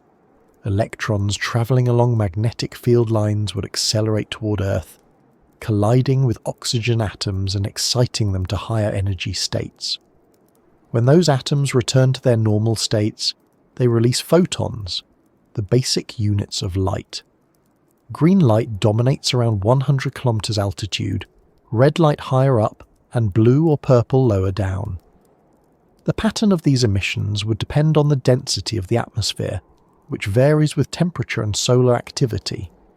In a weakened field, the balance between these factors would shift constantly, creating auroras that behave less predictably. Scientists would study these new lights using satellites, ground-based cameras, and radar systems. Instruments would track the energy of incoming particles, mapping where they enter and how deep they go. They would find that the auroras at lower latitudes occur during periods of moderate solar activity, levels that, under a stronger field, would have caused only faint polar glows. It would confirm what theory predicted, that a weaker field allows more of the sun's influence to penetrate. There's an irony in how this change would feel. The same process that poses risks to technology also creates one of the most beautiful sights a person can witness. The increased radiation that engineers worry about is the same energy that paints the night in colour. It's a reminder that danger and wonder often come from the same source, depending only on perspective and distance. For astronomers, the new auroral activity would complicate observations. The faint glow of the sky would interfere with telescopes, making it harder to observe distant galaxies or faint stars. Ground-based observatories would have to adjust exposure times and filtering systems, but space agencies might also take advantage of the situation. By studying the auroras, they could better understand how the magnetosphere responds to solar activity, data useful not only for Earth, but for missions to other planets. The visual transformation of the sky would also influence culture in unexpected ways. Artists, writers, and filmmakers would draw inspiration from the lights. They would appear in music videos, novels, documentaries, and advertisements. Children growing up during this period would never know a dark, empty night sky. They would assume that faint colours always shimmer above after sunset. The lights would become part of identity, part of what it means to live on a changing planet. But over time, as solar storms become stronger and more frequent, the fascination would mix with practicality. During intense geomagnetic storms, the lights would grow so bright that night would no longer be fully dark in some places. The additional radiation entering the atmosphere could disrupt communication networks. Pilots would avoid certain routes, satellites would switch into safe mode, and power grids would brace for induced currents. To the human eye, it would look like beauty, but to the systems that sustain modern civilization, it would feel like stress. The colours themselves would vary more than they do now. At times, the sky would glow faintly yellow or pink, shades rarely seen in current auroras. The increased energy would produce emissions from rarer atmospheric components, such as atomic hydrogen. Spectrometers would record wavelengths never observed before. The night sky would become a living laboratory of atomic physics, visible to anyone willing to look. On the ground, sensitive instruments would pick up the magnetic oscillations that accompany auroral events. These fluctuations, called geomagnetic pulsations, can induce electric currents in long conductors like pipelines and undersea cables. Engineers would monitor these currents carefully, designing systems to handle them. The same magnetic storms that colour the sky can cause corrosion in metal structures or interference in data transmission. Managing these effects would become part of daily life, just as managing weather is today.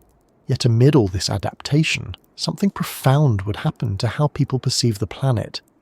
The connection between the sky and the sun would no longer be theoretical.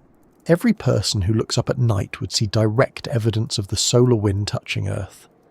The invisible processes that scientists once described in equations would become visible to everyone. The sense of living under a dynamic sky, one that responds to cosmic forces, would return to human awareness after centuries of forgetting. For a while, the lights might even become part of public routines. Communities could hold gatherings to watch them, much as people once gathered to watch eclipses or meteor showers. Tourism would shift toward night experiences, travellers seeking regions with the clearest skies. Scientists would use public enthusiasm to educate about magnetism, solar cycles, and planetary science. What began as a symptom of loss, a weakening field, would also become a source of unity, an event that brings people together under shared curiosity. In polar regions, where auroras have always existed, the difference would be dramatic too. The displays would intensify, filling the entire sky more frequently. Some nights would be so bright that they'd cast shadows on the snow. The colours would pulse rhythmically as waves of charged particles flow through the atmosphere. During strong storms, the lights might even be visible in daylight, faint against the blue but unmistakable to trained eyes. Animals that live under these skies would respond in their own ways. Birds that navigate at night might become disoriented by the brightness. Nocturnal creatures could alter their activity patterns. Even plants sensitive to light cycles might adjust flowering times slightly. The auroras would not simply be a human spectacle, they would become part of the environmental fabric, influencing ecosystems just as much as the weakened magnetic field influences them. For scientists measuring these effects, each event would be a trove of data. Ground-based magnetometers would record shifts in magnetic intensity. Satellites would track solar wind speed and density. Over time, researchers would learn to correlate patterns in auroral activity with changes in the magnetosphere structure. These observations would help refine models of how the Earth's core and the Sun interact. Even as the field weakened, our understanding of it would strengthen. The expansion of auroras to lower latitudes would also reveal something about the resilience of the magnetosphere. Despite the loss of strength, it would continue to function, shaping and redirecting energy rather than simply surrendering. The lights would be evidence not just of vulnerability, but of balance. The system adapting to new conditions. The Earth, even under strain, would still manage to turn the sun's aggression into light. And as the years pass, people would grow used to the sight. The first astonishment would fade into familiarity, as it always does. Children born under the glowing skies would consider them normal. They would not think of the lights as strange or misplaced. They would simply accept that the night has colour now, that the heavens move. Perhaps in some distant future, if the magnetic field recovered and the lights retreated to the poles once again, their absence would feel unnatural, the world seeming dimmer, quieter, too still. In the meantime, life under these new skies would continue. Cities would glow from both below and above. The colours would mix with artificial light, creating new shades unseen before. People would document it endlessly, but photographs would never quite capture the motion, the way the light drifts, folds, and disappears. There would always be a sense of impermanence, a recognition that these are the signs of a planet in transition. The lights that shouldn't be there would remind everyone that even something as stable as night is not fixed. The sky has changed before and will change again. Each aurora, no matter how far from the poles, would be a visible signature of that change. A moment when space and Earth meet, when the sun's energy becomes part of our air. And as the skies glow brighter, there would come new questions. How much energy is too much? What happens when those solar particles don't just light the atmosphere, but begin to alter it? How far can beauty go before it becomes a warning? The answers to those questions lie not in the sky itself, but in the air through which those lights shine. An air now warmer, more energized, and carrying traces of radiation that weren't there before. When the sky fills with light, it is easy to forget what those colours mean. The auroras, beautiful as they are also signs of energy, signs that something unseen is passing through the air, colliding, scattering, transforming. A world bathed in auroras is also a world being touched by radiation more directly than before. The light we see is harmless to the eye, but the invisible part of the same event goes deeper into the air we breathe, the water that falls from the sky, the circuits of machines and the tissues of living things. Radiation is a word that tends to carry unease. It brings to mind images of danger, of invisible harm. But radiation, in its simplest meaning, is just energy travelling through space. The warmth of sunlight, the glow of a campfire, the signal of a radio, all are forms of radiation. What changes when the magnetic field weakens is not the existence of radiation, but the kind that reaches us. The Earth's field and atmosphere together filter out most of the high-energy particles from the Sun and from beyond the solar system. When that filter thins, some of those particles begin to reach lower altitudes, and a fraction of them reach the surface. The Sun emits several kinds of radiation. The familiar light that reaches us each day includes visible rays, ultraviolet, and infrared. Beyond that, during solar flares and coronal mass ejections, it releases bursts of energetic protons and electrons that race outward across the solar system. Normally, Earth's magnetic field diverts these particles. They spiral harmlessly around the planet, trapped in the radiation belts. With the field reduced to 1/10 of its strength, those same particles would find new paths downward, guided by distorted magnetic lines or carried by the solar wind directly into the upper atmosphere.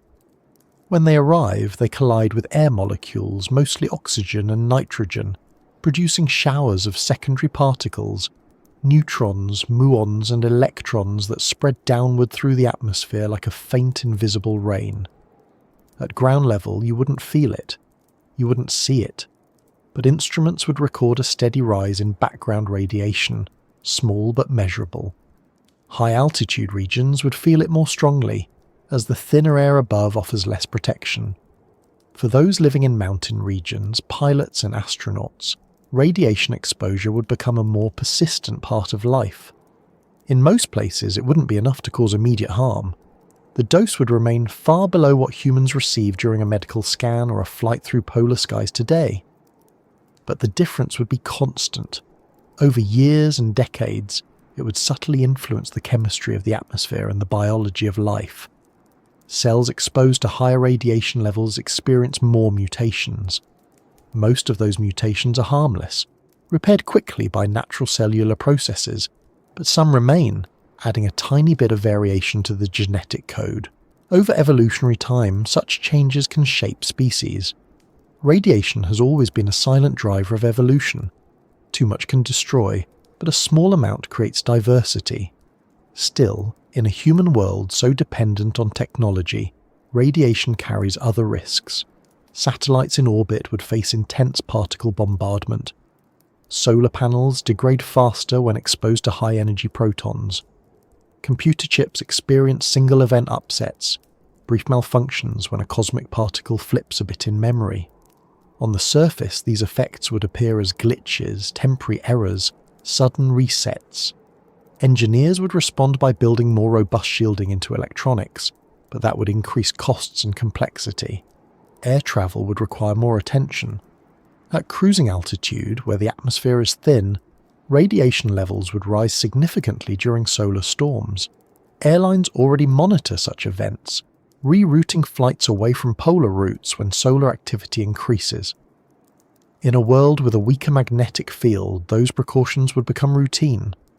Passengers and crew might not notice anything, but behind the scenes, aviation systems would operate in constant coordination with space weather forecasts. The atmosphere itself would change in response. When energetic particles penetrate it, they initiate chemical reactions that produce compounds like nitrogen oxides. These compounds can interact with ozone, altering its concentration. Ozone absorbs ultraviolet light, protecting the surface from intense solar radiation. A stronger flux of charged particles could, therefore, thin ozone in certain regions while creating it in others. The pattern would shift over time, influencing how much UV light reaches the ground. In some places, the sky might become slightly more transparent to ultraviolet radiation. The effect wouldn't be catastrophic, but it would add another layer to the slow transformation already unfolding. During strong solar events, the increase in ionization could also affect weather indirectly. The formation of clouds depends partly on the presence of ions, charged particles that help water vapor condense. When the atmosphere receives more ionization from solar particles, cloud formation might change. The effect is complex and still debated, but studies suggest that variations in cosmic ray flux can influence cloud cover and possibly precipitation patterns. A weaker magnetic field allowing more cosmic rays in could subtly alter climate dynamics, not as a sudden shift but as a slow drift in the balance of heat and moisture. If you stood outside during a rainstorm in this future, the water falling around you would be almost the same as before, cool, clean, part of the natural cycle. But within it might be trace isotopes created by cosmic rays interacting with the atmosphere. Beryllium-10 and carbon-14 are two such isotopes. They're formed when high-energy particles strike nitrogen and oxygen atoms, transforming them into slightly different forms. These isotopes fall to the surface with rain and become part of the environment. In normal conditions, they exist in tiny quantities, useful to scientists as markers for studying solar activity and climate over millennia. In a weakened magnetic field, their production would increase. The rain itself would carry a faint memory of the sun's moods, a record of cosmic weather imprinted in each drop. For most of life, this would mean little. The isotopes would be too dilute to matter biologically. But to geologists and climate scientists, they would be invaluable. Layers of ice and sediment recording the next few thousand years would show distinct peaks corresponding to this period, a geological signature of a magnetic decline. Future scientists, long after the field had recovered, would read those layers as we read tree rings, learning that there was a time when the Earth's sky glowed and its rain carried traces of radiation from space. For now, the more immediate concerns would be technological and ecological. Power grids, already stressed by geomagnetic fluctuations, would need to handle new challenges from radiation-induced surges. High-voltage systems are sensitive to geomagnetically induced currents. Electrical flows generated when the magnetic field around Earth changes rapidly during solar storms. The more frequent and widespread those storms become, the more often such currents appear. Utility companies might install protective devices, reinforcing the grid, much as cities in storm-prone regions build stronger levees. The infrastructure would adapt, just as life always does. In space, the increased radiation would shorten the lifespan of satellites. Communication and navigation networks would require constant maintenance. Data transmitted from space-based instruments might experience interference. Astronauts travelling beyond low Earth orbit to the Moon or Mars would face higher risks. Missions would need better shielding, more conservative flight paths, and careful timing to avoid peak solar activity. Space travel would remain possible, but it would become a little more difficult, a little more dangerous. At the surface, radiation would influence not only technology, but the perception of safety. People might hear news of solar storms in the same way they hear about hurricanes today. Forecasts would include warnings about increased background radiation, advising airlines to reroute, satellites to power down, and sensitive equipment to enter standby mode. For most of the population, it would be a matter of curiosity rather than fear, another aspect of the natural world to monitor and adapt to. But the awareness that the sky now carries more energy would subtly shift how humanity thinks about its place on the planet. There is a paradox in this transformation. The magnetic field, while weakened, would still be doing its job. It would still deflect most of the solar wind, still shape the magnetosphere, still create those auroras, but the balance between deflection and penetration would tilt just enough to make the invisible visible. Radiation, once kept far above, would become a quiet part of everyday life. The instruments measuring it would record the change constantly, but people would simply live beneath it, adjusting habits without fully realizing they were adapting to a new kind of environment.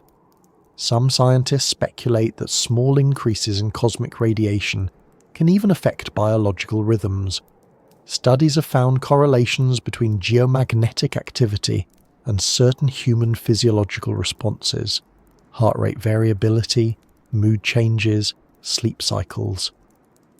The mechanisms are unclear and the effects are subtle, but they hint that the magnetic environment influences more than just electronics and air. If the field weakened significantly, these biological sensitivities might become more pronounced. Perhaps sleep would feel lighter during geomagnetic storms. Perhaps some people would experience restlessness without knowing why. The planet's pulse might begin to echo faintly in the human body, a biological resonance with the changing sky. In agriculture, radiation could play a role as well.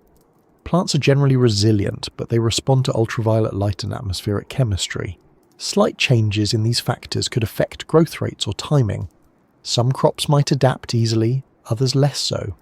Farmers might notice shifts in flowering seasons or subtle changes in yield without linking them directly to magnetism. Over decades, agricultural science would adjust, breeding varieties more tolerant to increased UV and minor radiation changes, just as it has adapted to climate variations for centuries. The ocean, vast and protective, would absorb much of the extra energy entering the atmosphere. Surface waters would warm slightly during intense solar events as more ultraviolet and particle energy reached them. Marine life would notice it in patterns of plankton blooms and surface mixing. Deep below, the ocean would remain stable, a buffer against rapid change. The planet, even under increased solar influence, would continue to regulate itself with remarkable resilience. Through it all, life would continue. The radiation that drifts down through the atmosphere would not sterilize the world or bring ruin. It would simply become part of the background, a quiet addition to the complexity of existence. Evolution has always unfolded under changing radiation levels. Higher during some eras, lower during others. What matters is not the presence of radiation, but the balance between exposure and adaptation. Humans would adapt too. Homes and workplaces in high-altitude regions might include subtle shielding in walls and windows. Space agencies would issue radiation forecasts as routinely as weather reports. Devices that monitor solar activity would become part of everyday infrastructure. Schools might teach children to understand geomagnetic storms and cosmic rays, alongside lessons about earthquakes and climate. The concept of space weather would move from science fiction into normal vocabulary, and then, over time, people would grow used to it. The awareness that every raindrop might carry atoms touched by cosmic radiation would fade into routine. The news of solar flares would no longer feel alarming but ordinary. The lights in the sky would become background beauty.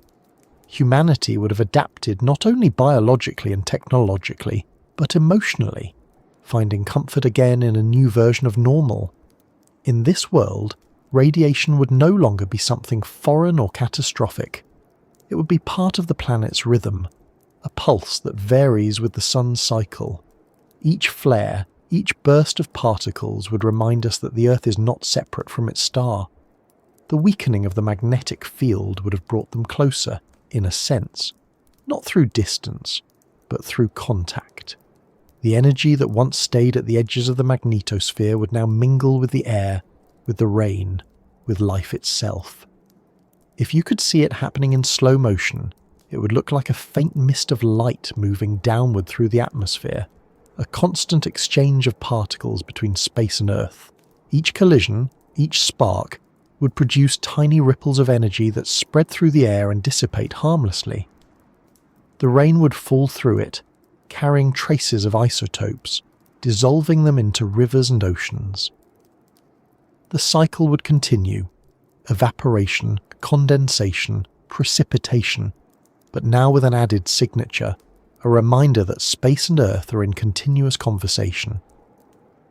And as the field continues to weaken, the connection grows more intimate. The sky becomes a medium of exchange, the rain a messenger, the air a record of energy passing between worlds. It's not destruction, it's transformation. The planet adjusting to a new balance between protection and exposure, between isolation and openness. In time, that balance might shift again.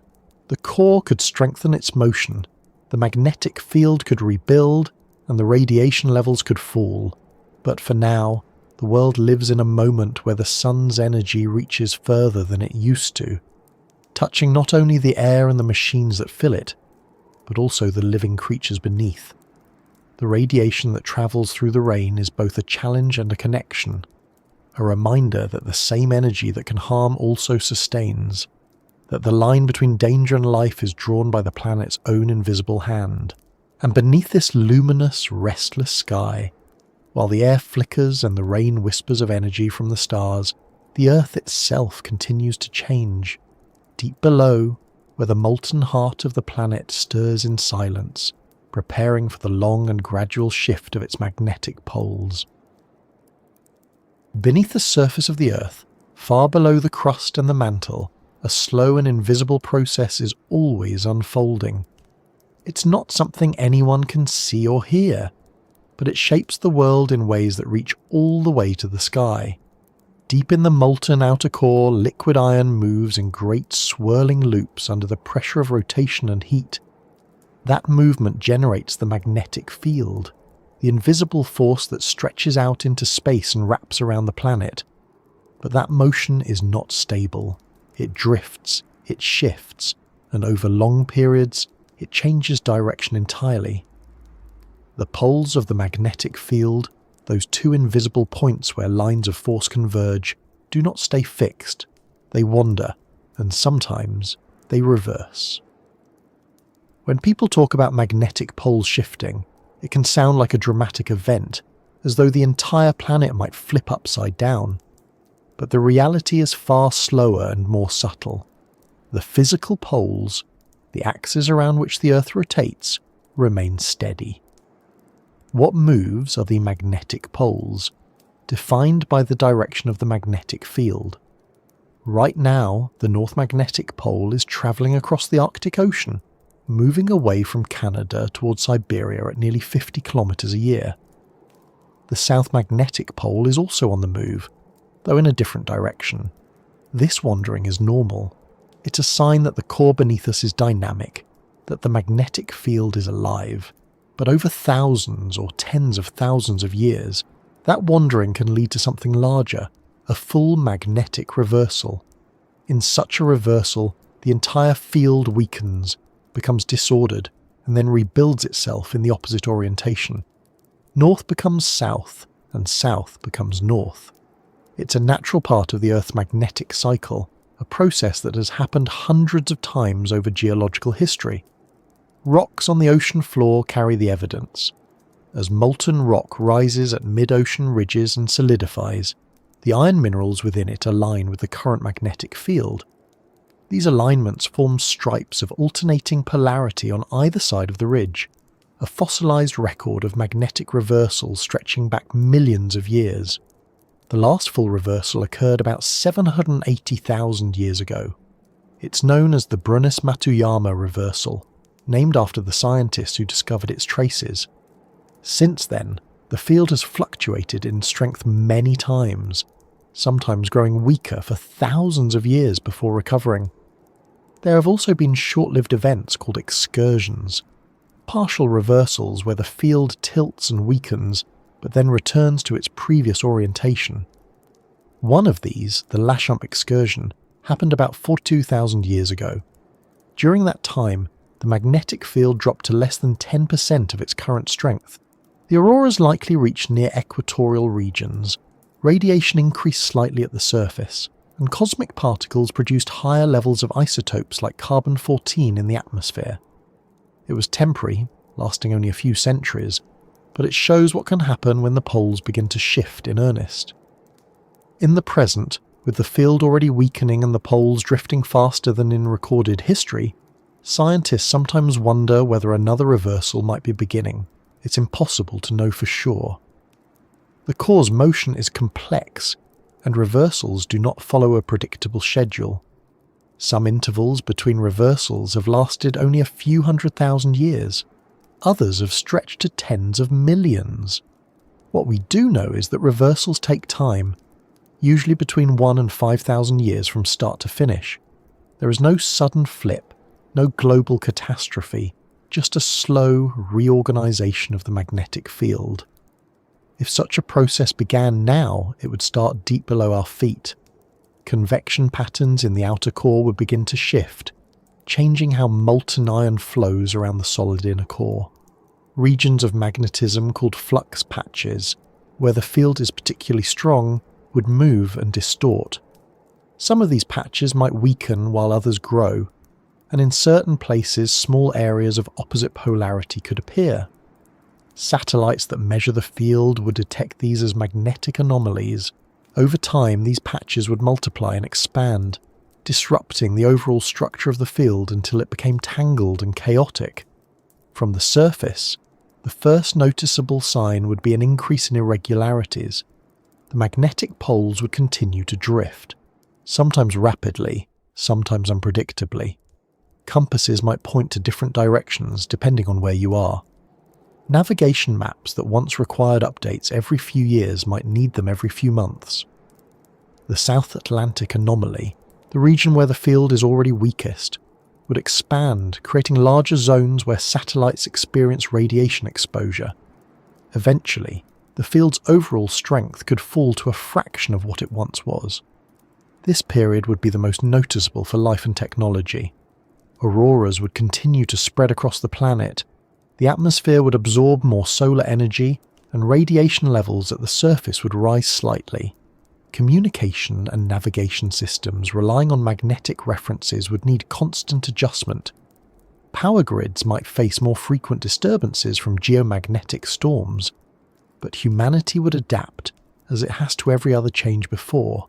There would be no apocalypse, no instant collapse, only a slow, challenging adjustment to new conditions. For the Earth itself, this transition would be a phase of instability.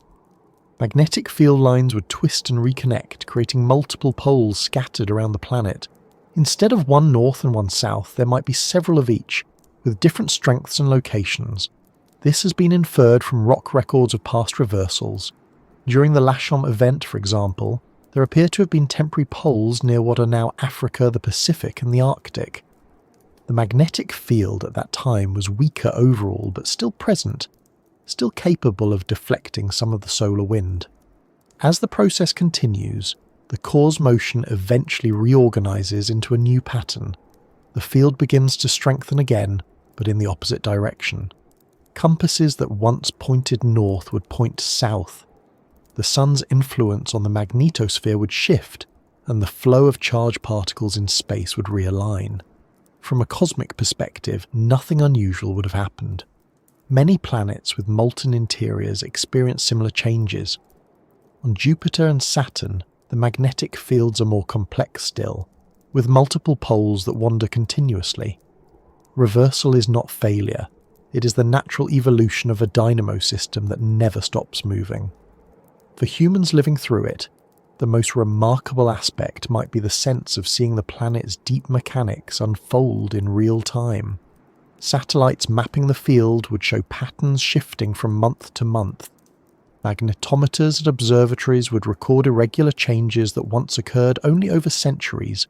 Geologists would take samples from volcanic flows, comparing them with fresh lava to document the field's transformation. The story that rocks tell over millions of years would suddenly be happening within human memory. It would also challenge our sense of stability. For generations, people have lived in a world where magnetic north has been a dependable reference. It's built into navigation systems, scientific models, and even metaphors. A reversal would show that this certainty is temporary. The planet beneath us changes constantly, even when it seems solid. That awareness could alter how humanity views itself, less as masters of a stable world and more as participants in a living, shifting planet.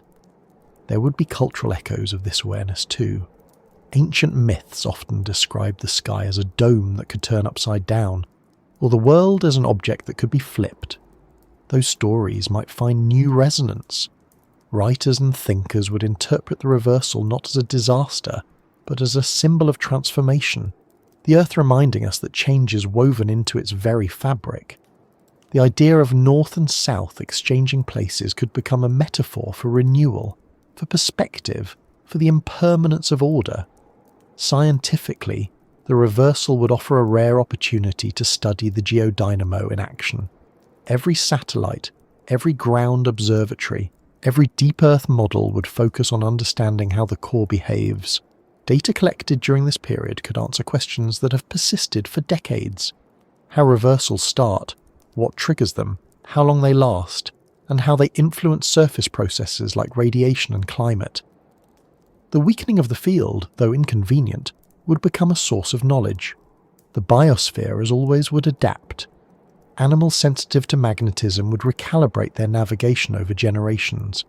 Migratory routes might shift but would not vanish. Evolution would favour flexibility. The increased radiation at the surface would remain within tolerable limits, buffered by the atmosphere. Plants, animals, and microorganisms have survived dozens of past reversals, including ones that lasted longer or involved greater changes than this. The fossil record shows no mass extinctions tied directly to magnetic shifts. Life, it seems, takes such planetary changes in stride. In the ocean, sediments would continue to accumulate, preserving a detailed record of the event. Each layer would capture magnetic minerals aligned to the local field at the moment they settled. Future geologists would use these records to reconstruct how the field moved, a three-dimensional time-lapse of the Earth's invisible heartbeat. In volcanic regions, fresh lava flows would cool and lock in new magnetic orientations. Archaeological materials like pottery and fired bricks would do the same, holding within them the magnetic direction of their creation. For most people, the experience of living through a reversal would be subtle. The lights in the sky would be the most visible sign. Navigation systems would adjust automatically, guided by constantly updated data. Communication networks would sometimes falter during solar storms, but engineers would adapt. The magnetic field would fluctuate, but the planet would remain habitable, its climate stable, its air breathable. There would be moments of inconvenience, perhaps lost satellites, disrupted power in some regions, or changes in aviation routes. But life would continue, as it always has, carried by resilience. The slow pace of the reversal gives everything time to adapt. It's a planetary event measured not in years or lifetimes, but in millennia. And beneath the human experience, the true drama would remain hidden in the core. There, liquid metal would continue to flow, its patterns shifting like slow tides in a molten ocean. Heat from radioactive decay and the gradual cooling of the inner core would drive convection, feeding the dynamo that generates the field. The reversal would be the visible surface of that deep process, an expression of the planet's internal rhythm. Once the new polarity stabilizes, the field would begin to strengthen again. The magnetosphere would expand, the auroras would retreat toward the poles, and radiation levels would decrease. The memory of the transition would remain in rocks, in isotopes, and in the stories of those who witnessed the strange skies. But to the Earth, it would be just another cycle completed, another chapter in its long magnetic history. This story, of poles wandering, weakening and switching, is not just about magnetism. It's about motion. It's about how even the most stable parts of the world are constantly moving in ways we cannot see. The continents drift, the oceans circulate, the air shifts, and deep beneath it all, the magnetic core turns. Everything that seems permanent is part of a flow. As the poles continue their slow drift, the world above adjusts. The radiation in the rain becomes less frequent, the auroras dim slightly, and the atmosphere settles into its new equilibrium. The field, though changed, remains. It still protects, still guides, still connects the living world to the invisible forces below. And while the reversal unfolds across thousands of years, the planet carries on. Forests growing, oceans moving, creatures migrating under skies that glow with the memory of magnetism. Through it all, one thing remains constant: the heartbeat of the Earth, deep in its core, where molten metal continues to churn, where magnetism is born anew, and where the story of the shifting poles begins again, quietly, beneath our feet. And while the core continues to move, the people above it keep watching. Scientists tracking the field's recovery, travellers still finding their way, animals sensing faint cues from a field that is rebuilding itself. The reversal becomes memory, then history, then pattern. And as the magnetic heart of the planet finds its new rhythm, humanity learns once again that change, even when it comes from deep within the Earth, is part of the balance that makes the world endure. And as that balance returns, another story unfolds, not deep below this time, but upon the surface itself, where life looks up and begins to notice how the world has changed, and how people everywhere adapt to a planet whose shield, though altered, continues to protect and to guide in its own quiet way. When the magnetic field began to fade, humanity was already watching. Satellites in orbit mapped every fluctuation. Magnetometers buried in quiet forests recorded every small tremor in the invisible force that surrounded the planet. News agencies carried stories about the poles drifting, scientists explaining patiently that the process was natural, that it had happened before, and that life would continue. But still there was a quiet tension in the air, the sense that something fundamental, something ancient and unseen, was changing beneath everyone's feet. For centuries the magnetic field had been a silent companion. It guided explorers, protected the atmosphere, and kept the sunstorms at a distance. Most people rarely thought about it. It was a background feature of the world, invisible and reliable. But when the first signs of its decline appeared, the accelerated drift of the poles, the growing weakness measured by instruments, the spread of auroras far beyond the Arctic and Antarctic, it suddenly became a topic of conversation, a source of fascination and unease. At first, the changes were only scientific curiosities. Navigation systems based on magnetic north needed more frequent recalibration. Geophysical maps had to be updated each year. Surveyors and pilots adjusted, barely noticing. Then, as decades passed, the differences became harder to ignore. Magnetic declination, the angle between true north and magnetic north, began to shift quickly in some regions. Compasses that had once pointed faithfully to a single direction now wavered between readings. Entire continents saw their magnetic coordinates drift. The instruments worked perfectly. The Earth itself was moving. In schools and universities, new curricula appeared explaining the phenomenon. Students learned about the molten iron in the core, about the geodynamo, and about how reversals happened throughout history. Teachers compared it to the turning of a tide, slow, inevitable, rhythmic. The lesson was always the same. This was not the end of the world. It was the continuation of a process older than life itself. But even so, the idea that the planet's magnetic field could vanish by 90% of its strength within a lifetime was hard to imagine. It was the sort of thing that seemed too vast to belong to human time. People began to notice the effects in the sky first. The auroras that once belonged to the poles now appeared across continents. Photographers captured them over city skylines, deserts and oceans. The colours became a global phenomenon. At first they were celebrated, an unexpected gift from nature, a spectacle of beauty. But scientists saw them as signals, signs that the magnetosphere was thinning, allowing more solar particles to reach the atmosphere. The lights were not danger in themselves, but they were the visible edge of something larger. The space agencies were the first to feel the consequences directly. Satellites that had operated flawlessly for years began experiencing intermittent failures. Communication blackouts increased during solar storms. Engineers redesigned hardware, adding layers of shielding to protect circuits from radiation. Launches were timed carefully, avoiding periods of high solar activity. The International Space Station required new safety protocols. Astronauts limited their spacewalks during geomagnetic disturbances, knowing that cosmic rays were now less filtered than before. Even satellites orbiting high above Earth were affected by the shrinking of the magnetosphere. Normally, the Van Allen radiation belts hold charged particles in stable orbits, but as the field weakened, those belts shifted, moving closer to the planet. Spacecraft travelling through them encountered unexpected radiation levels. Some instruments degraded faster than predicted, others failed completely. Every mission became an exercise in anticipation, every success a little more fragile.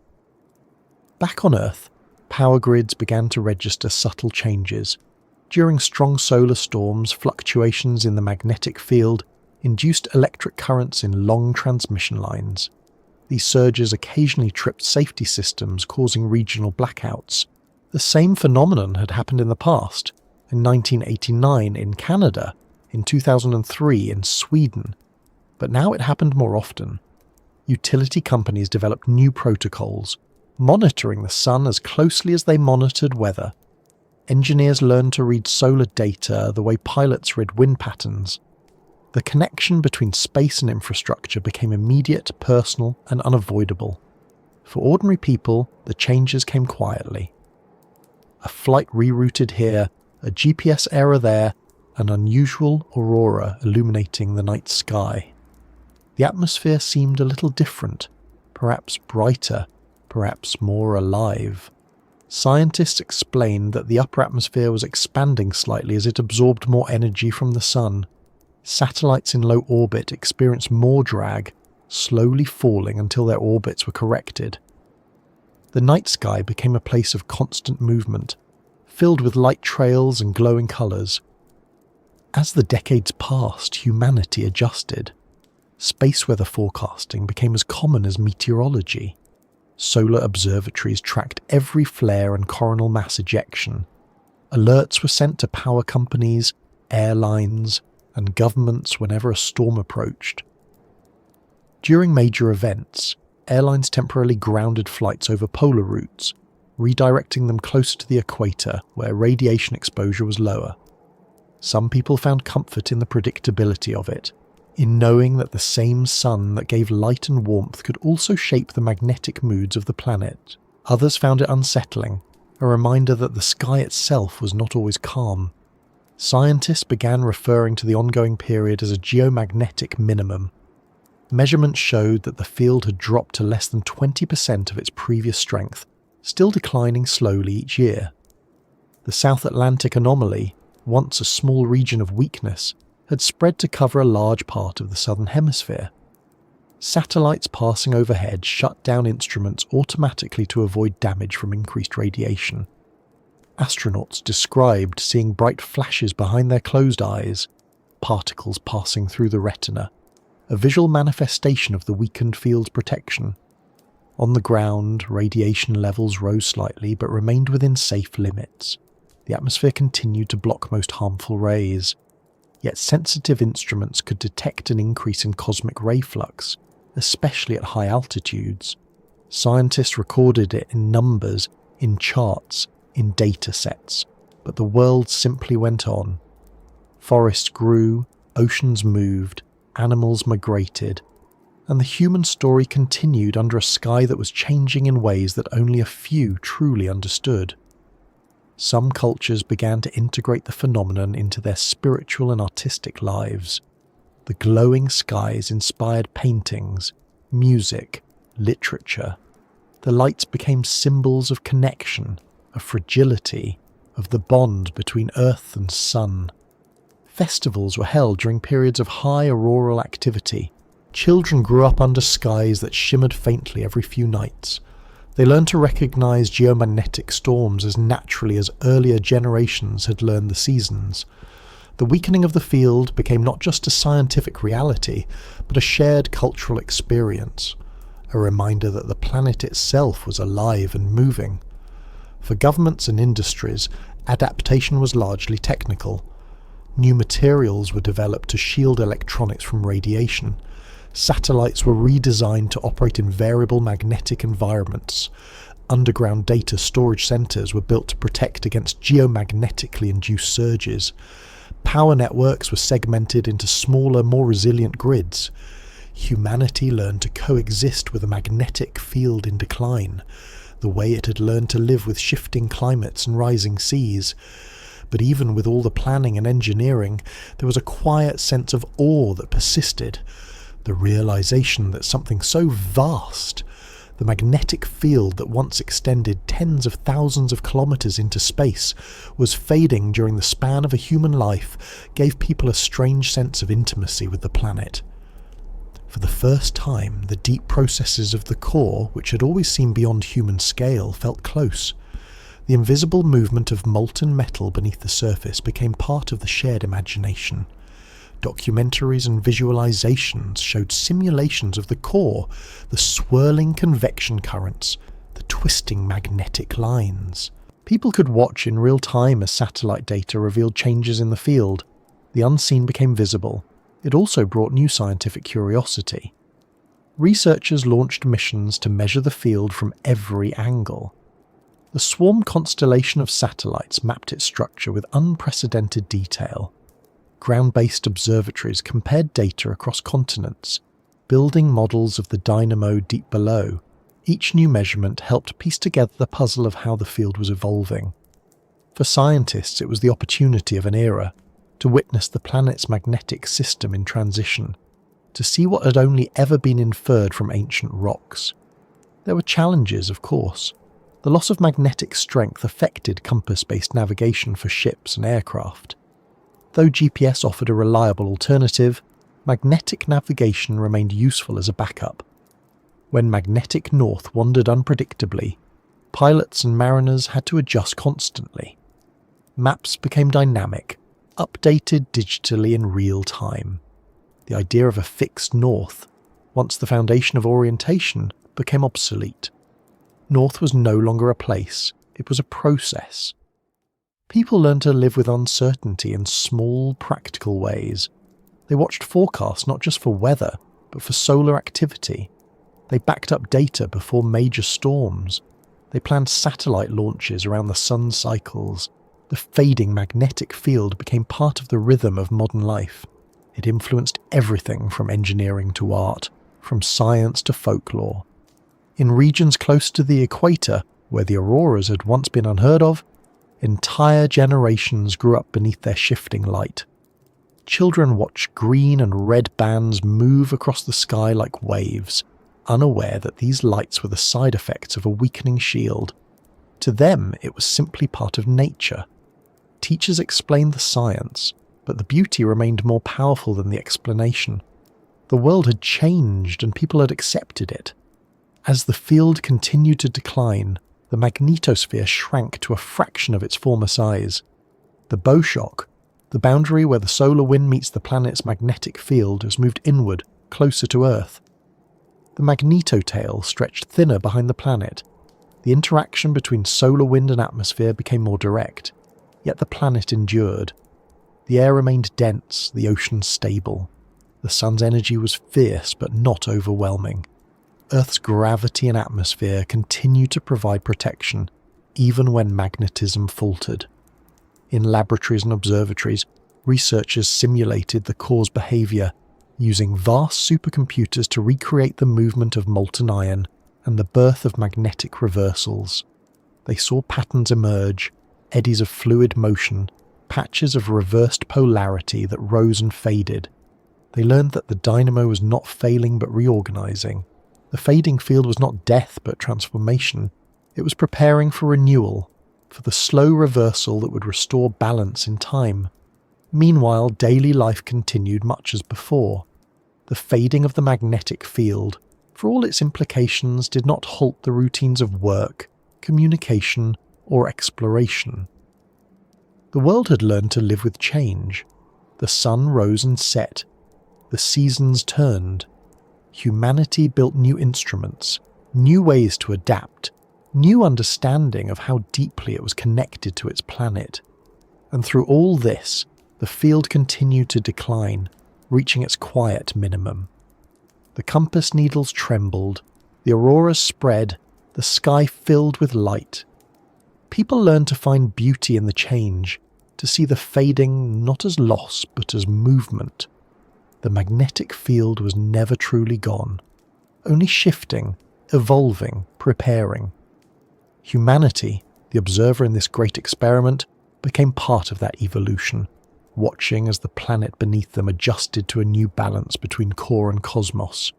Each generation grew more accustomed to it. What had begun as a scientific anomaly became background knowledge. The story of the field's fading joined the catalogue of natural processes that define Earth, like tectonic drift, ocean currents, and climate change. It became another reminder that the world is not static, that everything moves, even the forces we cannot see. And as the weakening reached its deepest point, people continued to look up. They watched the auroras ripple, they measured the data, and they waited. Because beneath the surface, in that deep metallic ocean that no human would ever see, something was beginning to shift again. The field that had fallen silent for so long was stirring. The molten iron was rearranging its flow. Somewhere in the core, a new pattern was forming, one that would soon start to rebuild the field, slowly, imperceptibly, over thousands of years. The humans who watched it fade would never see it strengthen again, but they would leave behind records, data, and understanding. They would be the first civilization to witness a major magnetic transition in real time, to measure it, to adapt to it, and to live through it with awareness. They would tell their children that the lights in the sky were part of the planet breathing, that the compass still worked, just differently, and that the world was still safe. And while the instruments kept recording and the lights kept shifting, life went on, carried forward by the same quiet resilience that had always sustained it, waiting for the day when the Earth's magnetic heart would begin to beat strongly again. Beneath the crust, that process was already beginning. The flow of molten metal was changing direction, the old pattern dissolving into a new one. The reversal was underway, even if no one could see it, and above, the humans who had learned to live with a fading field kept watching, measuring, and wondering how the planet would look when its magnetic strength began once again to return. Beneath the continents and oceans, far beyond the reach of drills and seismic instruments, there is a world we never see. A place where metal moves like liquid and time has no meaning. It's there, in that deep and restless layer known as the outer core, that the story of Earth's magnetic field is written. It's where the planet's heartbeat lives, beating not in seconds or years, but in pulses of molten motion that unfold over ages. The field may fade, the poles may wander, but the source of it all never stops. It remembers its rhythm even when the surface forgets. The outer core begins about 3,000 kilometers below our feet, beneath the mantle that forms most of the planet's volume. It's made mostly of iron mixed with nickel and lighter elements like sulfur and oxygen. Temperatures there reach nearly 6,000 degrees Celsius, hotter than the surface of the sun, and pressures are immense. Under those conditions, iron behaves not as a solid, but as a dense, electrically conducting fluid. It moves in slow looping currents driven by heat escaping from the inner core and by the planet's rotation. These motions are the engine of the magnetic field. The process is known as the geodynamo. As the molten iron moves, it generates electrical currents. Those currents in turn produce magnetic fields. The interaction between motion and magnetism sustains itself, creating a feedback loop that keeps the field alive. It's one of the most elegant systems in nature, self-organizing, self-maintaining, endlessly shifting. Without it, Earth would be a different world. The sun's charged wind would strip the atmosphere over time, the surface would be exposed to radiation, and life as we know it would never have had a chance to evolve. Even as the field weakens, the core doesn't stop. The dynamo doesn't simply turn off, it reconfigures. The flow patterns that once generated strong, stable magnetic poles begin to twist and compete. New regions of magnetism form while others fade. It's like watching a vast ocean current reorganize itself. Slow, invisible, but unstoppable. As the magnetic field fades at the surface, deep inside, these patterns are rearranging, preparing to build a new configuration. Geophysicists study this process indirectly. No instrument can reach the core, but seismic waves, magnetic measurements, and computer models allow scientists to infer what happens there.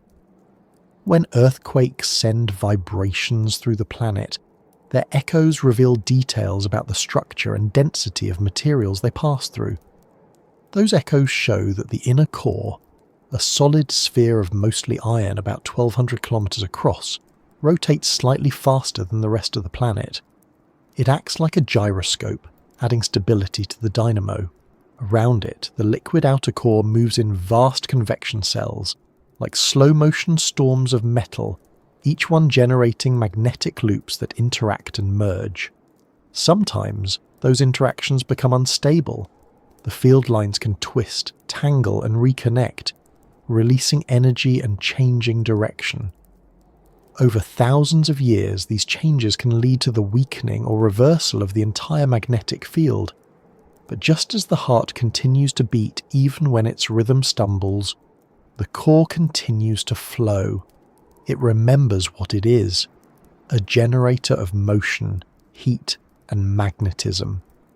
During a reversal, the outer core experiences a kind of turbulence. Pockets of opposite polarity appear, drift, and fade. The result at the surface is a patchwork of magnetic directions, like a mosaic of norths and souths scattered across the globe. To someone standing on Earth, the field might seem chaotic. Compasses would behave unpredictably, magnetic maps would lose meaning, and the auroras would bloom and vanish in strange places. But from the core's perspective, it's simply a rebalancing act, a process of finding a new equilibrium. Over time, as the convection currents stabilize into new patterns, the magnetic field strengthens again. The lines of force become organized, the poles settle into their new positions, and the magnetosphere expands. The Earth has done this countless times before. The rock record proves it. Layers of basalt on the ocean floor contain alternating stripes of magnetic orientation, showing that reversals happen roughly every few 100,000 years. Each stripe is a heartbeat, frozen in stone, marking another cycle completed. The field's regeneration begins deep inside, at the boundary between the solid inner core and the liquid outer one. As the inner core slowly grows, a process that releases heat and light elements, it drives convection in the liquid layer above. This growth is gradual, but it's the engine that keeps the dynamo alive. The cooling of the planet paradoxically gives birth to its magnetic pulse. Without that steady cooling, the core would stagnate, and the field would fade for good. But Earth is still warm, still active, still radiating energy from its birth billions of years ago. It hasn't forgotten how to move. To imagine this process visually, you can think of the core as a sphere of liquid metal swirling endlessly, with magnetic lines looping outward through the mantle and returning inward again. When the flow is orderly, the field at the surface is strong and stable. When the flow becomes chaotic, the field weakens. But even in that chaos, magnetism persists. It may be fragmented, uneven, confused, but it's never gone. The moment order returns, those fragments reconnect, forming a coherent field once more. While this deep transformation unfolds, the surface continues to change too. The auroras that once covered the globe begin to retreat toward the poles again. The skies grow darker at night, less colourful, more familiar. Radiation levels slowly decline as the magnetosphere strengthens. Satellites orbit with greater stability, and the upper atmosphere cools slightly as it receives less solar energy. Humanity, still monitoring from its observatories, notices the trend and begins to understand that the fading phase is ending. The Earth is rebuilding its shield. For scientists watching, it's a remarkable time. They can measure the recovery in real time, charting the increase in field strength year by year. They see the poles stabilise, though not exactly where they were before. The new north and south might be offset, a reminder that the planet's memory is flexible, that it remembers the rhythm but not always the precise pattern. The recovery would not be perfect symmetry. It would be renewal with variation. In this era of regrowth, the magnetic field would still fluctuate, as it always does. Magnetic storms would come and go, geomagnetic pulses would ripple through the atmosphere, and auroras would still dance near the poles. But the overall strength would return. The magnetosphere would push the solar wind back to its former distance, and Earth's atmosphere would once again sit comfortably behind its protective barrier. The radiation that once rained down more freely would lessen, and life would feel the difference. Not in sudden relief, but in subtle calm. For humanity, this would mark a new understanding of planetary time. People living through the weakening might have felt anxiety at first, the fear of losing protection, of unseen forces changing the world. But as the field recovers, that fear gives way to perspective. They see that the planet has a kind of memory, that it heals itself on scales far beyond human lifespans.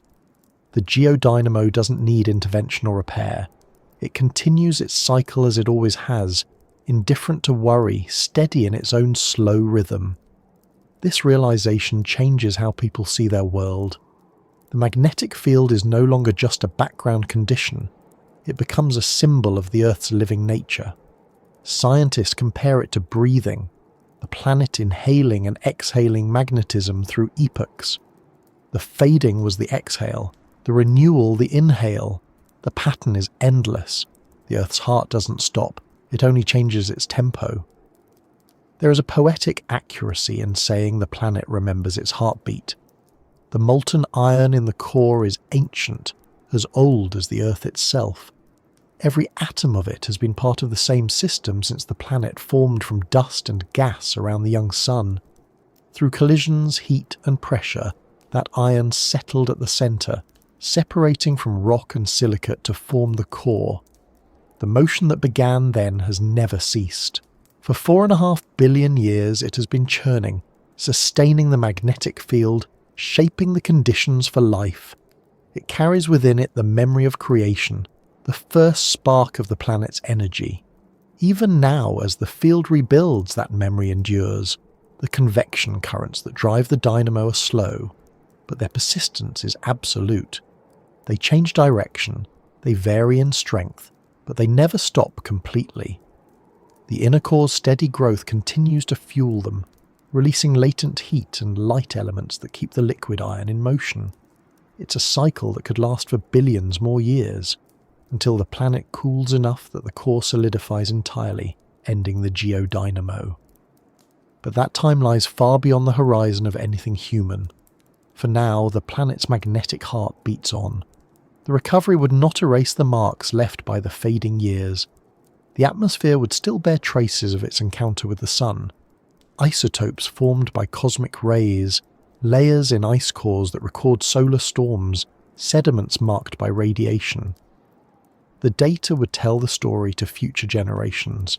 There was a time when the field grew weak, when auroras filled the sky across the world, and when the Earth learned again how to rebuild itself. It would be a scientific chronicle, but also a story of endurance. During the recovery, the poles would not move smoothly. They would drift, pause, and sometimes jump.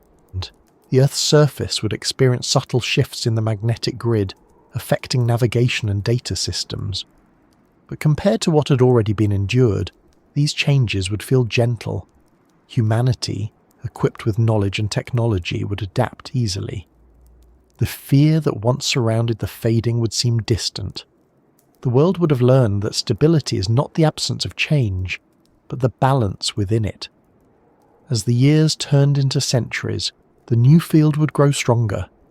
The magnetosphere would expand outward again, deflecting the solar wind more effectively, The radiation belts would settle into stable positions, and the skies would grow quieter.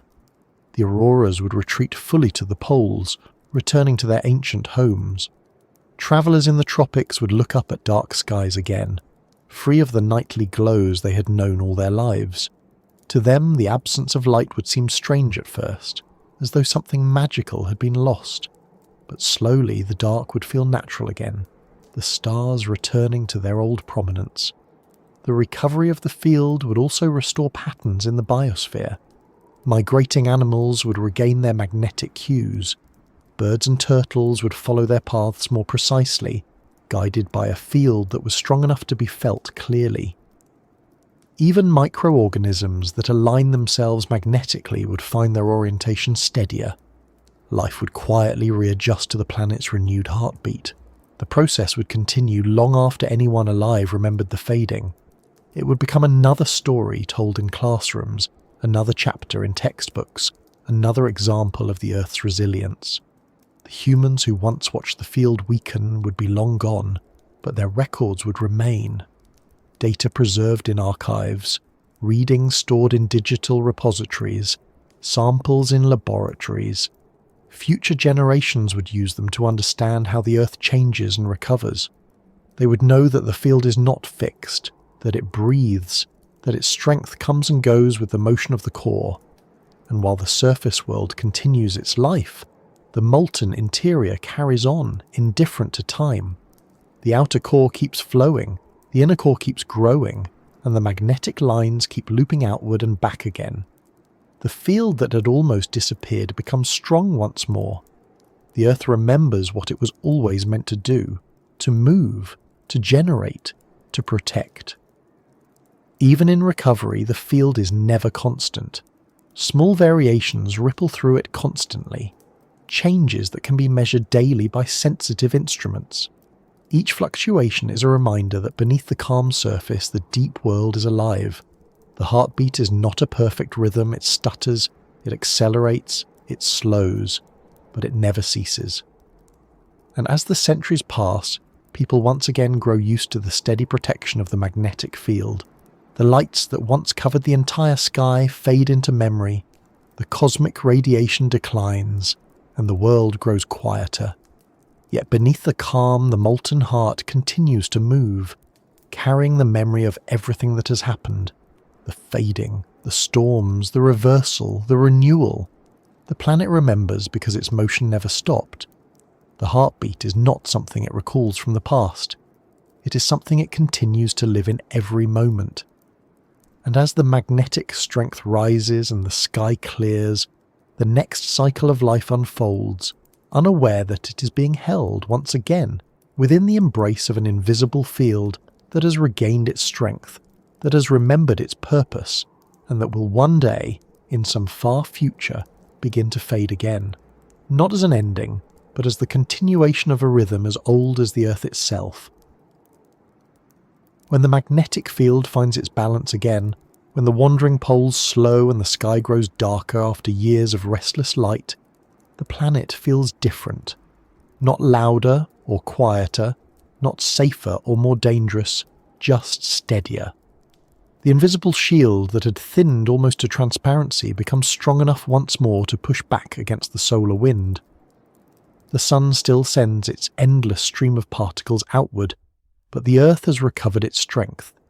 It holds that stream at a distance, letting only a fraction of it slip through the gates at the poles. The dance between planet and star returns to the familiar rhythm that has existed for most of Earth's history. For those living in this new, restored world, the difference is subtle. The sky looks darker at night. The strange glows that once appeared at unexpected latitudes are gone. The magnetic storms that once caused brief blackouts and interruptions have become rare again. Navigation systems, both electronic and biological, regain their stability.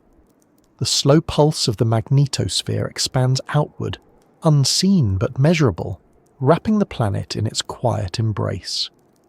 The shield never speaks, but everything alive depends on it. The recovery has taken generations. No one person has witnessed its full span. The fading began long before anyone alive was born, and the strengthening will continue long after. It happens in silence, in the deep interior of the earth, where molten iron moves with the patience of time itself. The motion that generates magnetism never stops. It may change speed, direction, or structure, but it never ceases. It's this constancy within change that defines the planet's magnetic life, a system that evolves endlessly, yet always remains what it is. Humanity, having lived through the fading, has learned something from it. The weakening of the magnetic field didn't end civilization. It didn't cause extinction or global collapse, but it reminded people that their world is not static. Every system, no matter how invisible or ancient, is alive in its own way. The field that shields the atmosphere, guides migrations, and paints the sky is not a fixed structure. It's a living process, driven by the same energy that shaped the Earth in its beginning. Scientists now understand the magnetosphere as more than a protective bubble.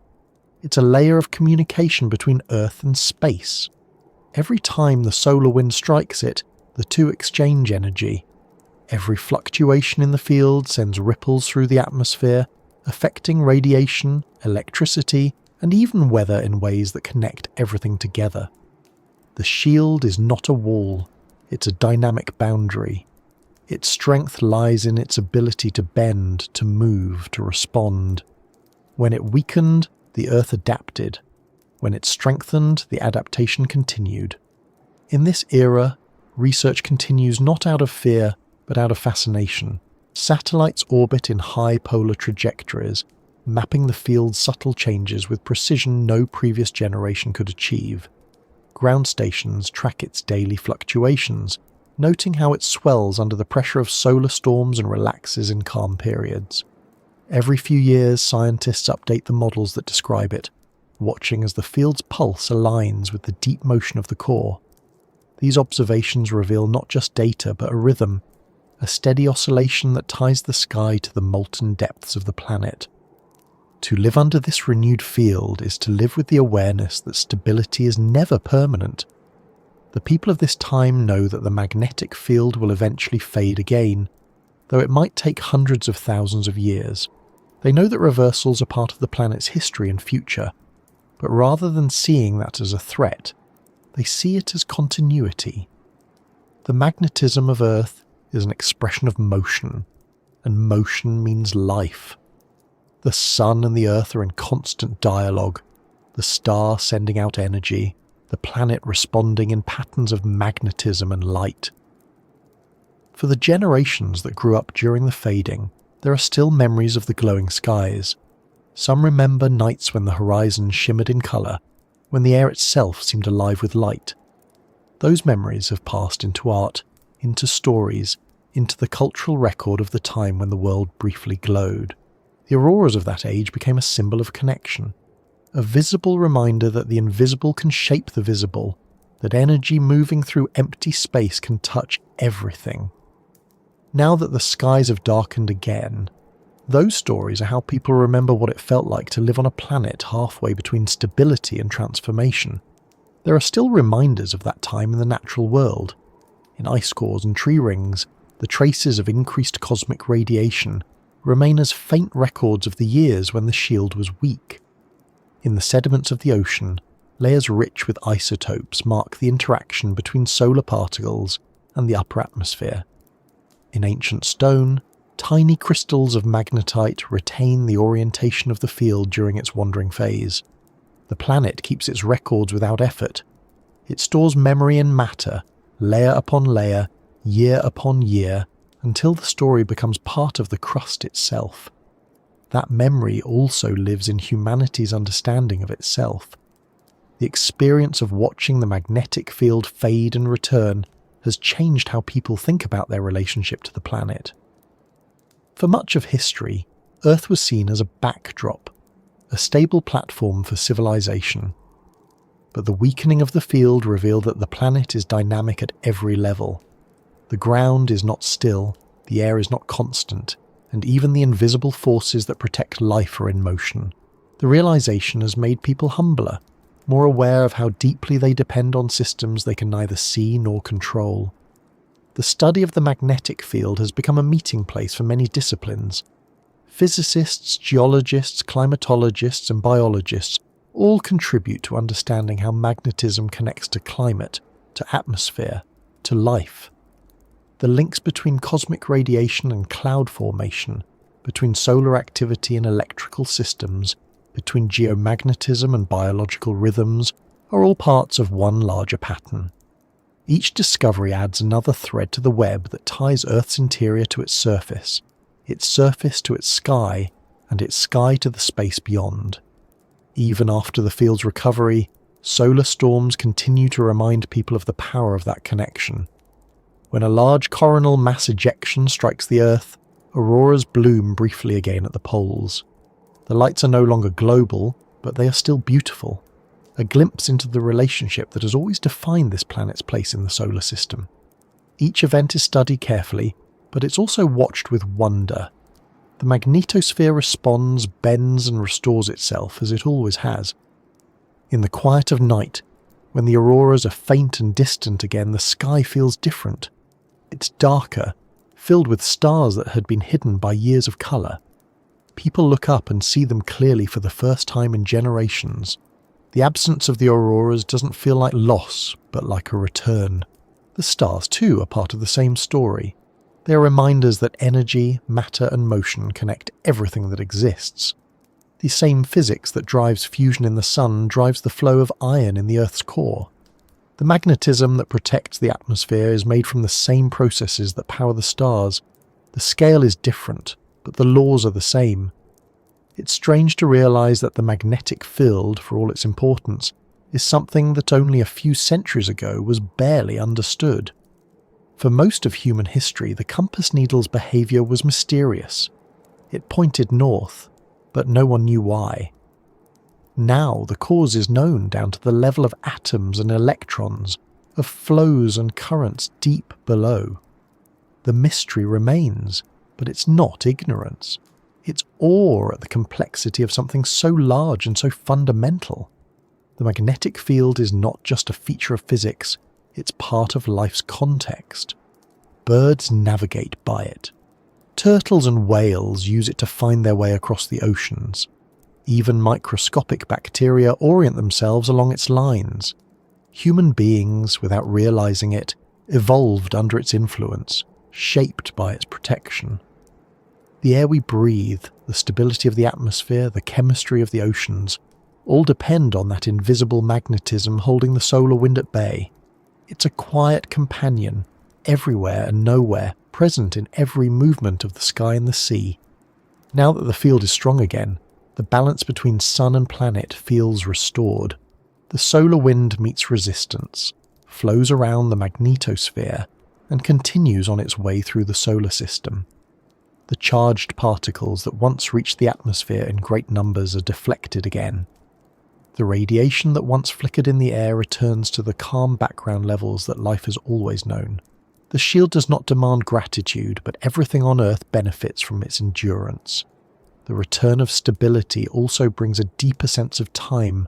The fading and recovery of the field are reminders that Earth's story unfolds in vast cycles. The core cools slowly, the magnetic field shifts and renews, and the surface life adapts in rhythm. From the perspective of deep time, these events are brief moments, but for the humans who live through them, they are immense.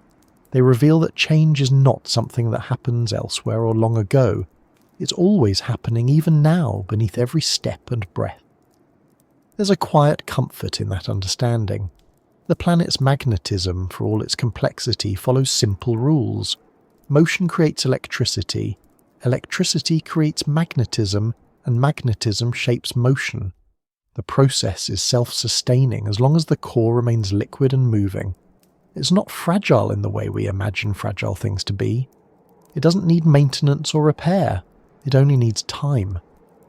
When the next fading begins, it will start so slowly that no one will notice. The poles will drift again, the field will weaken, and new generations will study it with more advanced tools. The pattern will repeat as it has for billions of years. Each cycle will carry its own discoveries, its own adjustments, its own lessons. The magnetism will fade and return, not as decline and recovery, but as phases of the same living rhythm. The gentle magnet that holds us is not separate from us. It's part of the same earth that gives air, water, and warmth. It is the planet's reach into space, its quiet defense, its unseen touch on everything alive. The field is a connection between the deep interior and the open sky, between the past and the present, between motion and stillness.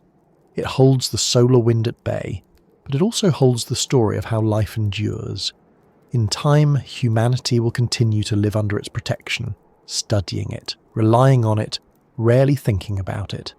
The magnetic field will continue its slow pulse beneath the noise of daily life, unobserved but essential. Every spark of electricity, every compass bearing, every atom in the upper atmosphere moving along invisible lines will be part of the same continuity.